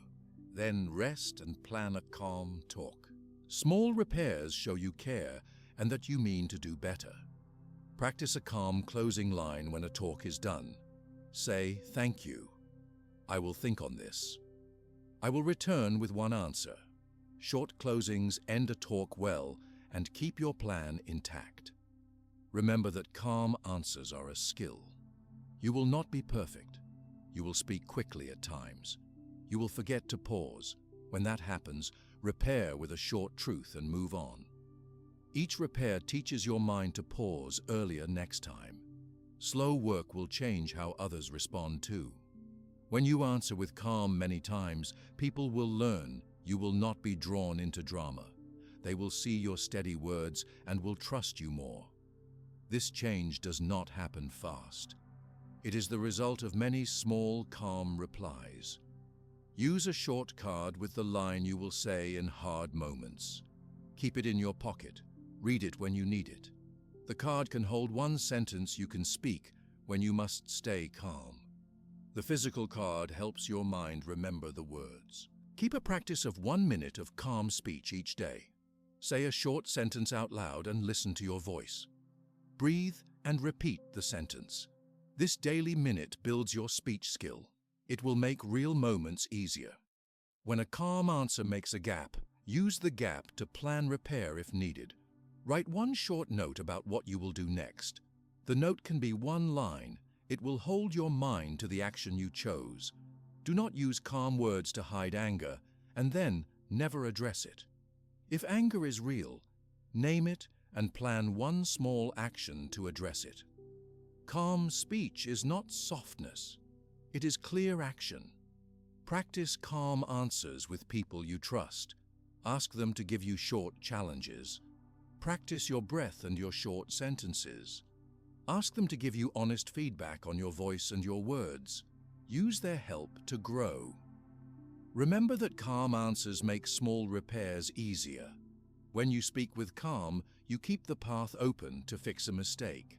You will find it easier to accept a fault and to say, "I will do this next." Calm gives you the power to fix and to move forward. Keep the path simple. Pause. Breathe. Name if you need. Say a short, true line. Act on one small next step. These moves will guide you through many hard moments. The more you use them, the more natural they will feel. Over time, calm answers will change how you speak and how you feel in the day. When you speak with calm and make quick repairs, you will still meet setbacks in your path. A setback is a moment when a plan fails or a step does not work. A setback can be small. It can be a missed call, a file with an error, a plan that did not finish. A setback can also be larger. It can be a lost job, a broken trust, or a goal that stops. Setbacks are part of work and part of life. They do not mean you are weak. They mean something did not go as you hoped. You can accept that fact and move with a small step. Accepting a setback is not giving up. Accepting is seeing the fact and choosing what you can do now. You do not need to erase the pain. You need a clear step you can take. The first step is to stop and breathe. Give yourself one deep breath and then one more. Slow breathing makes your body less sharp. A calmer body helps you think more clearly. You will not think well if your body stays rushed. After the breath, name your feeling in one short word. Say, "I feel sad." Say, "I feel angry." Say, "I feel disappointed." The name is simple. It brings the feeling into light. Do not use the name to punish yourself. Use the name to know where you are. When you know the feeling, you can choose the next move. Ask a short question then. Ask, can I act on this now? If the answer is yes, decide one small action. The action should be tiny. It can be one sentence in a message. It can be 5 minutes of work. It can be a phone call to the person you will repair with. One small action moves the situation forward. It gives your mind proof that you can do something useful. If the answer is no, say, I cannot change this now. Put the matter on a small plan to return to when you can act. Write one line that says what you will do later and at what time you will look at it. Placing the problem into a small plan frees your mind now. It gives permission to rest and to do the next small thing in front of you. Choose one lesson from the setback. Ask a clear question. Ask, what can I learn from this? The answer may be small. You might learn that you need a short check before you send a message. You might learn that you should set a time to review a document. You might learn that you need one short rule about work hours. Pick one small lesson you can test with a tiny change. A small lesson is easy to try. Change one small habit from the lesson. Do not change many things at once. Choose one simple habit and try it for a short time. If the habit is to check files before you send them, decide to check each file for 1 minute. If the lesson is about rest, plan to stop work at one set time each night for a week. Small habits show proof quickly. When you change one habit, you will feel the effect. Then you can add another small change. Write a short note each night about what you learned and what small step you will take tomorrow. One line will do. You can write, today I missed one detail. Tomorrow I will check files for 1 minute. Or write, today I rushed a call. Tomorrow I will breathe before I answer. This nightly note builds a record. Over days you will have proof of learning. The note shows small wins. It keeps your mind calm because you can see progress. Be kind to yourself when a setback comes. Use a short phrase to comfort yourself. Say, I did my best with what I knew, or say, I will try a small fix now. Kind words slow the harsh voice that says, you should be perfect. The harsh voice makes you avoid work. Kind words move you back to action. Use your calm reply habit when you repair. If you need to say sorry, choose a short, true sentence. Say, I am sorry. I will fix this by doing this small step. Then do the step. A short, true apology and a repair action heal trust faster than long excuses. Keep the repair line simple and clear. People hear simple truth more easily. Make a plan for repair that fits the moment. If someone needs a quick answer, send a short line that says what you can do now and when you will do the rest. If a task needs more time than you have, offer one small part you will finish now and a time for the rest. Clear small offers are easier to accept. They make the work move. When a setback hits your long-term aim, slow down and check the aim.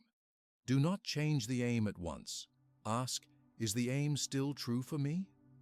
If the aim is still true, break the big aim into smaller steps and choose the next small step. If the aim is not true, it is okay to change it. Changing an aim is not failure.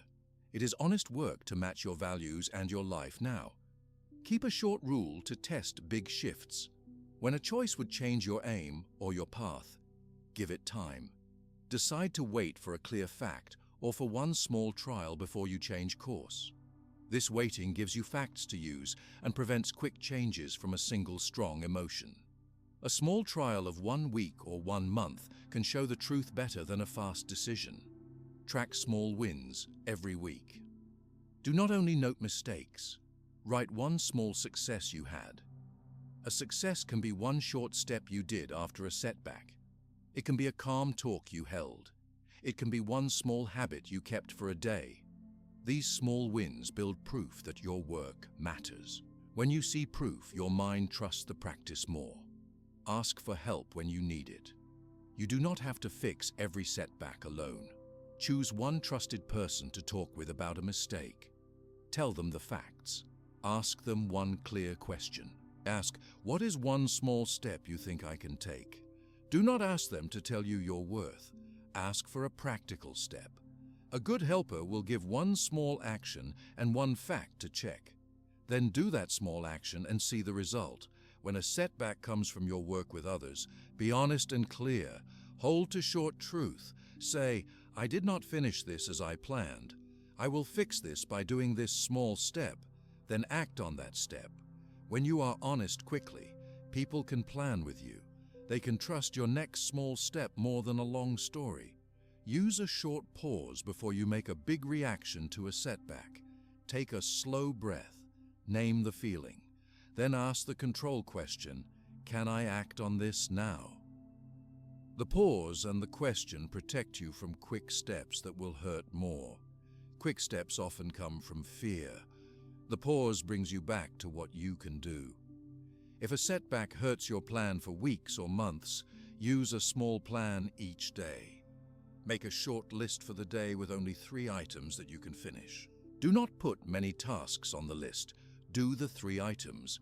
At the end of the day, write 1 line about what helped and 1 line about what you will change tomorrow. Small daily plans add up into recovery.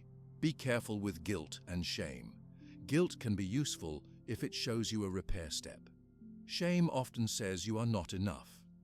When shame comes, name it shame. Then ask, what is one small step I can take that helps others and helps me? Do that step. Shame will not disappear in a day. Small steps will slowly change the inner voice. When you make a repair, do it fast and keep it small. A fast, small repair shows clear intention. It tells others you are working to fix what you can. Repairs do not need to be large to matter. One short, true message followed by a small action will do more than many words. Avoid 2 common mistakes when you meet setbacks. Do not use the setback to shut off your care for others. Keep your heart open to honest help and to repair. Do not use a setback to push others away. The second mistake is to push too hard to fix everything at once. Rushing often makes more mistakes. Take 1 small step and then the next. Slow work is steady work. When you see that a pattern of setbacks returns, look for a small rule you can change. A pattern means the same problem shows up again and again. Name the pattern in 1 sentence. Then ask, what 1 rule will stop this pattern if I try it for a short time? Choose a rule that is easy to keep for 1 week. Test the rule. Write 1 line about the result. Change the rule if needed. Practice a repair routine for your life. When a setback occurs, do these small moves. Pause and breathe. Name your feeling. Ask the control question. Choose 1 small repair and 1 small lesson to test. Write 1 line at night about the action and the lesson. This routine will become familiar. When it is familiar, you will move from pain to action faster. Use short scripts for hard talks. If you must tell someone you made a mistake, prepare 1 calm sentence. Say, I made a mistake and I will fix this by doing this small step. Then offer the step. Keep your voice calm. The short script helps you be honest without long drama. If you lose trust from someone, do not try to fix everything at once. Repair in small acts over time. Show up with steady actions that match your words. Keep your promises small and finish them. Over time, the person will see the change. Trust grows by repeated small acts, not by 1 big speech. When a professional setback happens, make a short plan to learn 1 skill that matters. Choose 1 small skill and practice it for a short time each day. 2 minutes of focus a day is a start. Small, steady practice will change your work over time. The goal is not speed. The goal is steady growth. If you feel burned out after a setback, give yourself a slow rest. Rest can be short. A day of rest can be a start. A slow evening of quiet is also rest. During rest, do not force the mind to fix the problem. Let the mind recover. After rest, return to the small plan of 1 step. Teach your team to have short repair plans. When a project fails, ask for one short lesson and one small next step. Keep the meeting short and practical. This will keep your group calm and moving. Small plans are easier to hold than long blame sheets. When a setback affects your family, be clear and kind. Tell them the truth in a short line. Say, "I made a mistake, and I will do this to fix it." Then do the step. If you need time to repair, tell them when you will try. Clear timelines help the family know what to expect. Use a small daily habit to build resilience. Each morning, write one line that says, "Today I will do one small step to learn." Each night, write one line that says, "Today I tried this step." The two lines will train your mind to find lessons and to act on them. Practice self-forgiveness as an action. Forgiveness can be a short practice. Say, "I forgive myself for this mistake, and I will try one small repair." Forgiveness is not a permit to do harm. It is a way to stop the heavy voice and to choose the next right action. If you face a large loss, break the work into a sequence of small tasks. Do not try to fix the whole loss in one day. Choose the next small step that will move you forward. One step could be writing one short line about what you will do. The second step could be reaching out to one person. Small steps make the work bearable. When your mind returns to a setback again and again, use a short worry time. Give the worry 10 minutes in the evening to write about it. Outside of that time, when the worry appears, say, "I cannot change that now. I will think of it at my worry time." This limits the power of the loop and keeps your day moving. Ask for feedback that is simple and direct. When you want to learn from a setback at work, ask a colleague, "What is one small thing I can do to improve this?" Listen to the answer and do the step. Honest, quick feedback gives clear direction. Remember that growth from setbacks is slow. You will not see big change in one day. You will see small changes over weeks and months. Keep your daily notes and look back at them after some time. The notes will show your slow progress. They will help you keep patient. Be ready to change a rule when it does not work. If you try a small habit and it fails to help, change it. Try a different small habit. This is not failure. This is testing. Keep the tests small so you can learn without losing energy. When you help someone with a setback, give them one small action to try. Do not give a long lecture. Give one short step. Help them write one line of plan and one time to act. Small action helps more than long advice. If shame or guilt is strong, use one kind question. Ask, "What is one thing I can do to make this better?" Do that small thing. The action will move you from heavy loops to helpful steps. Keep your aim clear when you repair. Ask if the repair helps your larger aim. If the repair will pull you far from your values, choose a different repair that fits your aim. Honest repairs do not harm your life plan. When you accept a setback and choose one small lesson, you protect your heart from long regret. You find a path to move forward. You will make slow, steady change. That change will also help you set limits and speak in clear, short words when it matters. When you learn to make small repairs and to answer with calm words, you will find it easier to set limits and to speak when it matters. A limit is a clear rule you give to yourself and to others. A limit tells what you will accept and what you will not accept. A limit protects your time. A limit protects your calm. A limit helps you keep the choice that fits your values. You can set a limit for work, for family time, for rest, and for messages. A limit is not punishment. It is a plan that helps you live by your aim. Decide one small limit first. Do not try to change every habit at once. Choose one thing that you can change this week. It can be a time you stop work each day. It can be a rule to check messages only twice a day. It can be a rule to say no to social events after a certain hour. Put the limit in writing. Read it in the morning and before you sleep. This keeps the limit present in your mind. Test the limit with the same short question you already use. Ask, "Does this choice fit my aim?" If the limit helps your aim, hold it. If it does not, change it to one that does. Your rules should be simple and true. Keep them small so you can keep them. When a limit is small, it is easy to follow and easy to keep when others push. Use short words when you set a limit for others. Say one clear sentence. Use I words. Say, I cannot do this now. Say, I am not available at 9 o'clock in the evening. Say, I can meet for 30 minutes at noon. Keep the sentence short. Do not add a long story. Long stories invite more questions. Short words hold the line. When you must refuse a request, do not rush to explain. A short reason is enough when needed. You can say, I cannot take this on because I have other work. Or you can say, I will not be able to help this time. Then stop. If you want to give one small fact, give it and then stop.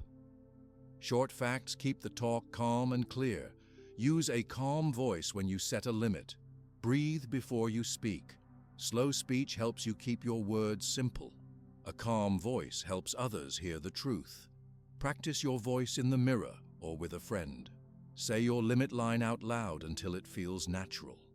When your voice is steady, you will find it easier to hold a line when others test it. Be ready for pushback. Some people will be sad or angry when you set a limit. That feeling is okay. Your choice can still be kind. When someone pushes, repeat your short sentence calmly. Say it again without a long defense. Keep the same words each time. Repeating the short line will often end the argument. If the person keeps pressing, step back from the talk. Say, I will step away now. We can talk later. Then move away. Do not use your limit to cut off care. Limits are not walls. They are a way to protect your time so you can care better. If a person truly needs help and it fits your values, find one small way you can help. Offer a small step you can do now. For example, say, I cannot do this whole task, but I can help with this part. This keeps your boundary and shows care at the same time. Choose your consequences ahead of time. A consequence is what you will do if someone crosses your limit. The consequence should be simple and something you can do. For example, if a meeting runs past your agreed time, you will leave after 10 minutes. If a co-worker sends work late at night, you will not answer until the next day. A clear consequence gives your limit weight. It also frees your mind because you know what you will do. When you choose a consequence, tell it once if you need to. Say, if this continues, I will leave the meeting. Then hold that action if the line is crossed. Do not threaten something you will not do. A consequence is not a show.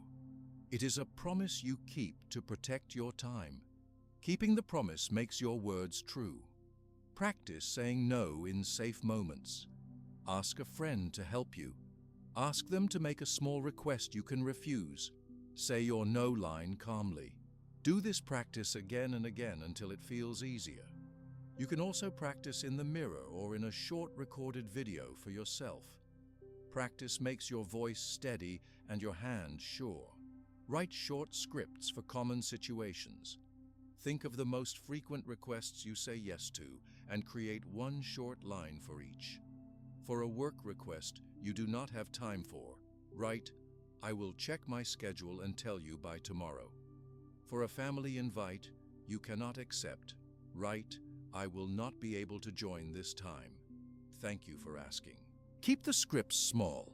Put them on a small card and keep the card in your pocket. Use time rules to help hold limits. Decide on time blocks for work and rest. Put the times in your calendar. When a new request arrives that breaks your time rule, use your short script. Say, I keep my work time from 9 o'clock in the morning to 5 o'clock in the evening. I can look at this tomorrow. Time rules make limits easier to keep because they are visible and clear. Set limits on your phone and computer. Turn off notifications at certain hours. Use a short auto reply that tells people when you will answer. For example, set an auto reply that says, I will reply within 24 hours. This message tells people your rule and reduces the push to answer at once. Keeping the rule makes your mind quieter. Be ready to make small offers instead of long refusals. If you must say no to a large request, offer a short, small step you can do. Say, I cannot lead the whole project, but I can help with the plan for 2 hours this week. Small offers protect your limit and help others with something real. When your family tests a limit, be steady and kind. Tell them your limit in one calm line. Use a simple fact if you need to. Say, I will not answer work calls after 8 o'clock in the evening because I need rest. If they protest, repeat your line. If they still push, step back and do a short, calming act. Then return to the talk when you can speak calmly. Keeping your limit will make your family know what to expect. Teach your children limits with a calm voice. Use short sentences they can understand. Tell them, I will play with you after I finish dinner.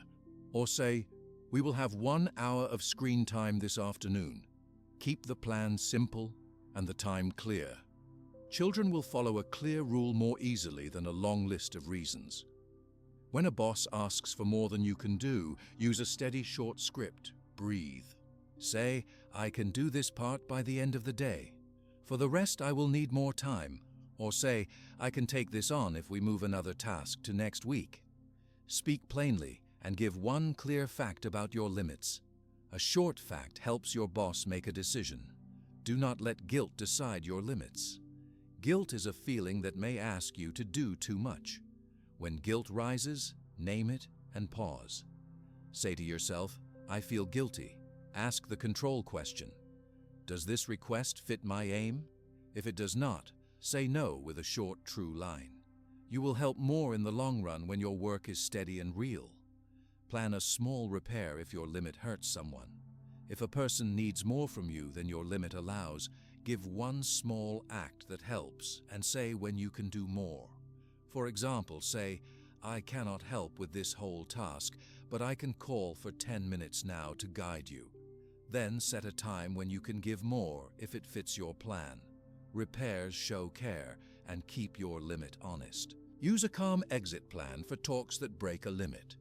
If a conversation becomes rude or aggressive, say, I will step away now. We can talk later when we are calm. Then leave. Putting distance between you and a harmful talk protects both of you. You do not need to explain yourself further in that moment. Train one small habit to keep limits. Each week choose one small rule to practice. Practice it for 1 week and then try another. For example, start with no messages after 8 o'clock in the evening for a week. Then try checking messages only in the morning and at noon for 1 week. Small steps build steady strength. Use a short nightly review. Each evening, write 1 line about a time you used a limit. Write how it felt. Write 1 line about what you will try tomorrow. These short notes will show you progress and will help you keep going when you feel guilty or unsure. When you must say no to a close friend, keep to the truth and the care. Say, I care about you. I cannot give this right now. If you can, add a small offer. Say, I can listen for 10 minutes now. If you cannot help, say, I will be here tomorrow. Short, true words keep your friendship honest and steady. Practice saying no in writing. If a request comes by email or message and you feel pressure, do not reply at once. Wait a short time. Write a short line that meets your limit. Read it after a slow breath. If it still fits, send it. Writing helps you keep your words short and clear. When people test your limits for weeks, be firm and consistent. Repeat the short sentence each time. If the person still crosses the line, put your consequence into action. If you leave a meeting after the time limit, keep leaving. When you keep the consequence, others will learn your limits mean what you say. Balance limits with listening. When you refuse a request, listen to the other person if they need to speak. Hear their words. You do not have to change your limit. Listening shows care and keeps trust. You can say, I hear you. I cannot do this now. Then listen to their view and respond with calm. Use a few kind phrases that protect your limit. Say, "Thank you for asking. I will not be able to help this time. I hope you find a solution." These phrases are short and true. They show respect and keep your time safe. If someone uses anger to make you change your limit, stand firm and stay calm. Do not match anger with more anger. Pause, breathe, and repeat your short sentence. If needed, leave the talk. Protect your safety and your calm. Make a small plan for urgent requests that break your limit. Decide how you will respond to an emergency. Write the plan and keep it near. A plan for true emergencies helps you stay kind and clear when real trouble comes. Do not make every push into an emergency. Use your plan only for true urgent needs. Teach your colleagues how you will protect your time. Share one short rule for work messages. Say, "I will answer urgent calls and I will answer emails within 24 hours." Put that rule on your profile or in the team notes. Clear rules help teams work without constant interruption. Do not use limits to hide from hard feelings. If you set a limit to avoid a needed talk, choose one small time to hold the talk later. Say, "I cannot talk now, but I will speak with you about this at 2 o'clock on Thursday." Planning the talk keeps your limit and your duty to the relationship. Practice saying no with a safe person until you feel steadier. Ask that person to push a little until you hold your line. Each practice will make it easier in real moments. Practice the calm voice and the short fact. When you use the word no many times in safe places, you will feel less fear when you must say it in real life. Use a short script for group settings. Before a meeting, decide what you will accept and what you will not. If someone asks you to take on more, say your short line and offer a small part you can do. This protects your schedule and helps the group move forward. Keep limits small at first. Do not try to change everything in one day. Small limits are easy to keep. They will build your trust. When you keep one small limit day after day, you will feel stronger and more steady. When the need to please others is strong, remind yourself of your aim. Ask, "Will this choice help my aim?" Use the answer to guide whether you keep the limit or make a small repair. Your aim will be the light that holds you to your choice. Do not let perfect be the enemy of progress. You will not hold limits with no slip. You will make mistakes and say yes when you wanted to say no. When that happens, do a short repair. Say, "I am sorry. I took this on too quickly. I will fix this by doing this small step." Then do the step. Repairs will keep the trust with others even as you learn. When you set limits, you also teach others how to treat you. Clear, short words show your value. The more you keep your limits, the more you will act from what you truly want. Limits give you space to do the work that matters. Practice limits each day with small acts. Say no when a small request does not fit your plan. Say one short truth. Keep a small note about what worked. Over many days, your limits will become a habit. They will make your life clearer and your mind calmer. When you speak up for what matters, choose the time and the words. Pause and breathe. Say one true sentence that names the need and asks for one small change. Keep the sentence short, then stop and listen. Short speech will make your voice heard and keep your calm. Set your limits with care and with truth. Protect your time. Protect your calm. Speak in short, true lines. Keep your promises to yourself. Do small repairs when you slip. These steps will help you keep space for the life you choose. When you keep short limits and speak with calm, the next work is to make the practice part of your day. The work is steady, it is small. It asks you to do one clear thing each day until it becomes easier. Start with one rule that feels possible for you now. Do not take many rules at once. One rule is enough to begin. Write your rule in a short sentence. Use simple words. Put the sentence on a small card or on a note in your phone. Read the sentence when you wake. Read it again before you sleep. The act of reading helps your mind hold the rule through the day. Your rule can be a line you already know. It can be, I will do what I can control. It can be, I will breathe before I answer. It can be, I will speak one true sentence. Keep the sentence short so it is easy to remember. Put the note where you will see it often. Put it on your bathroom mirror. Put it on your work desk. Put it as the background on your phone. When you see the note, stop for one breath and read it. This small pause brings your aim back to the front of your mind. The more you see the note, the more the rule will become a part of your day. Say the rule out loud in the morning. Speak the sentence once when you wake. Speak it again as you leave the house or as you start work. Speaking it aloud makes the rule more real. It helps your voice learn the words so they come easier when you need them. Make a small check in the middle of the day. Pause for a minute and read your note. Ask yourself if your actions match the rule. If they do, say a short thank you to yourself. If they do not, do one small step to move back to the rule. The step can be a short breath, a short repair note, or a small action on a task. This middle check keeps the rule alive in your work time. Keep a 2-minute journal in the evening. Use only 2 minutes. Write one sentence about one small win. Write a second sentence about one small slip and one step to fix it. For example, write, I spoke with calm in the meeting. I rushed an answer to a message. Tomorrow I will breathe before I reply. 2 short lines are enough. The lines make the day visible. They show steps you can repeat tomorrow. Count small wins as real progress. A win may be a short breath before a reply.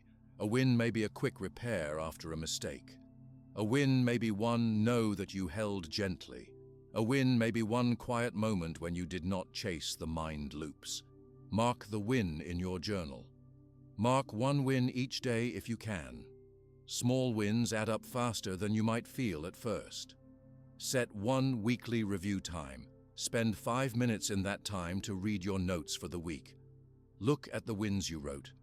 Look at the slips and the repair steps you tried.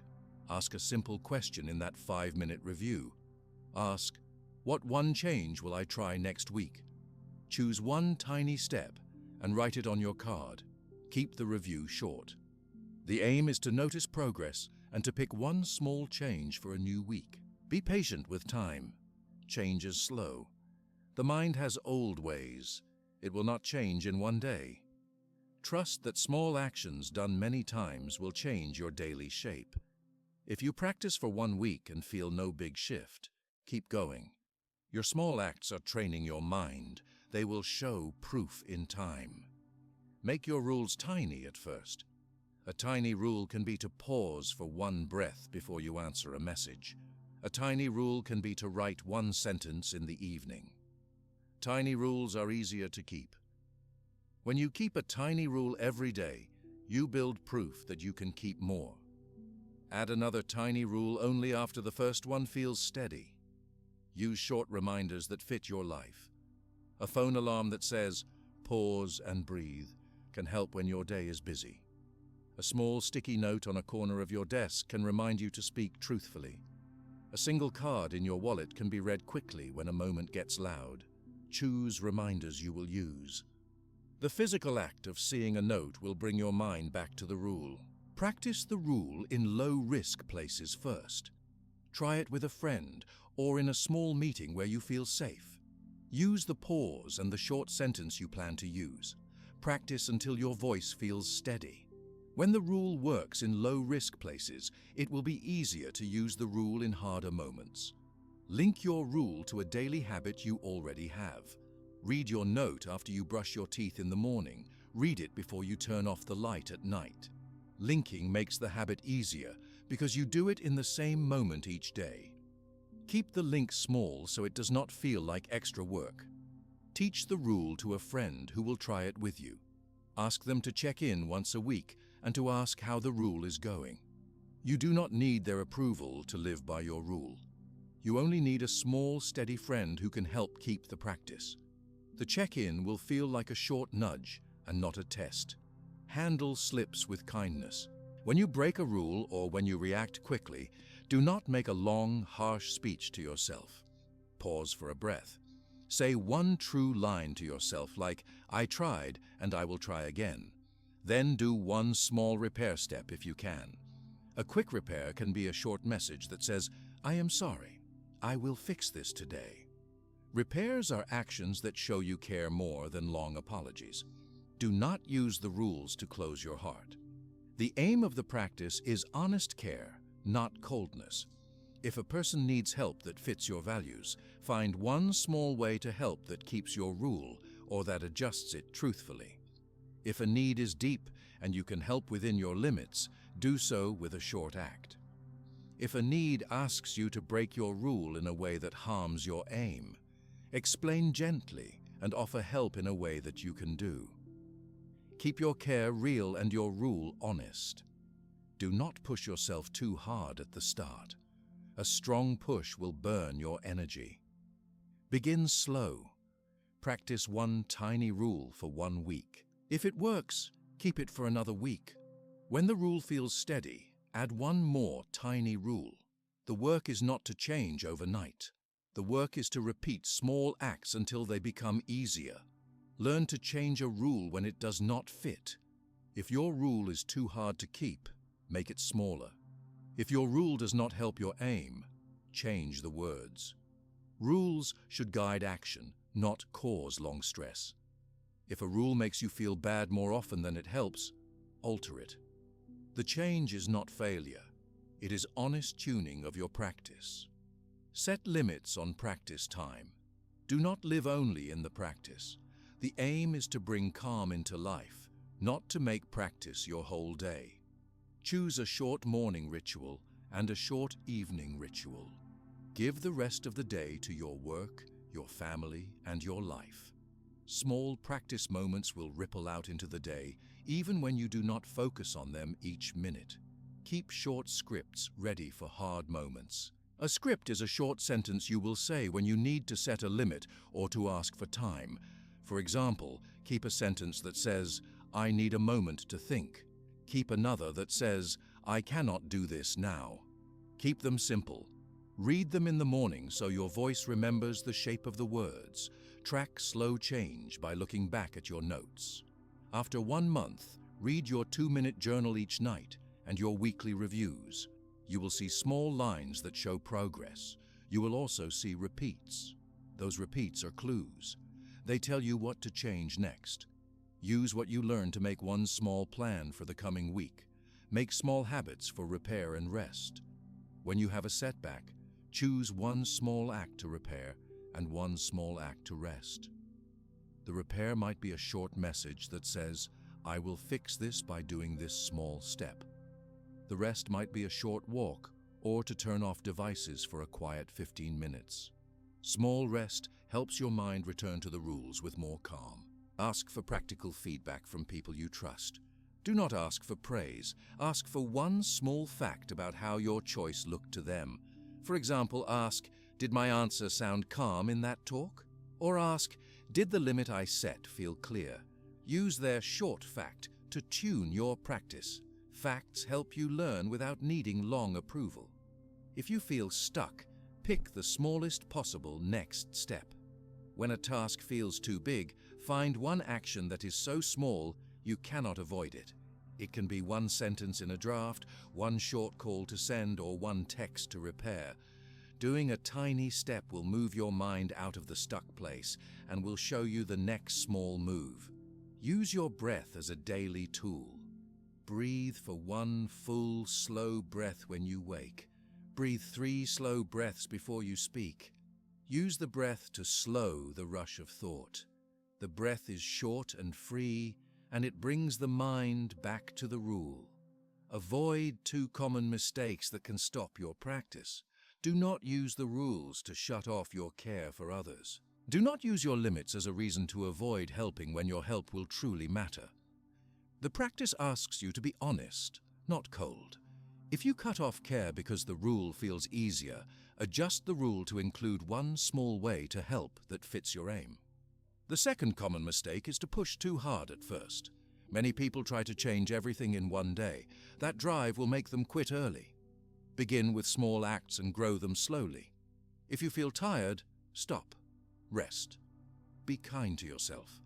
Return to the rule with one tiny step. When you notice these mistakes, correct them quickly. If you cut off care, name it, and then choose one small act of help that keeps your rule. If you push too hard, slow your plan and make the steps smaller. The change is steady when you are gentle. Use support tools that fit your life.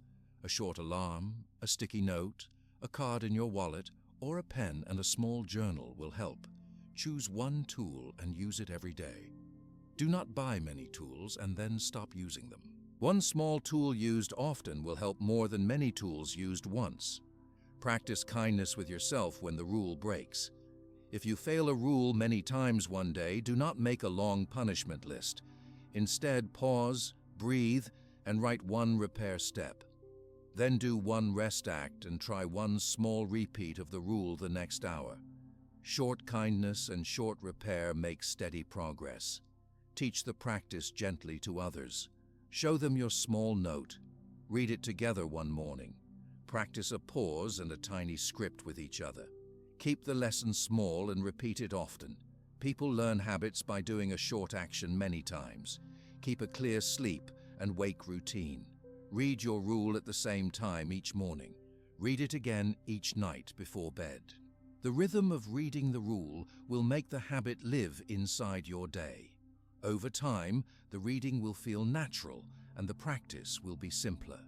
Use short challenges to grow your strength.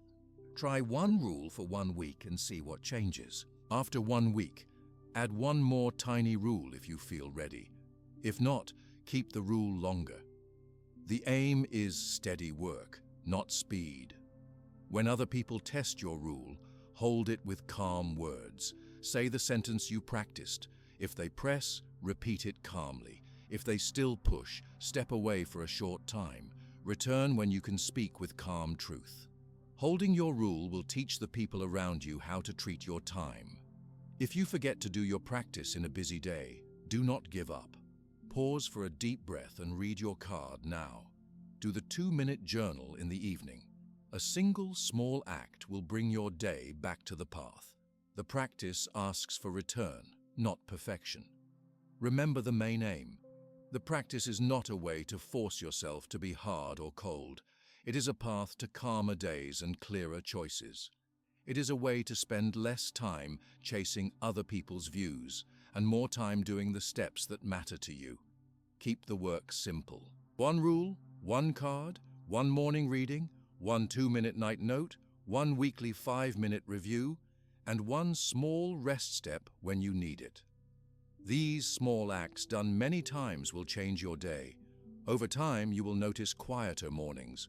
Over time, you will notice fewer rushed replies. Over time, you will find your choices match your aims more often. Do not expect a sudden end to worry. Expect small, steady change. Be patient. Be kind.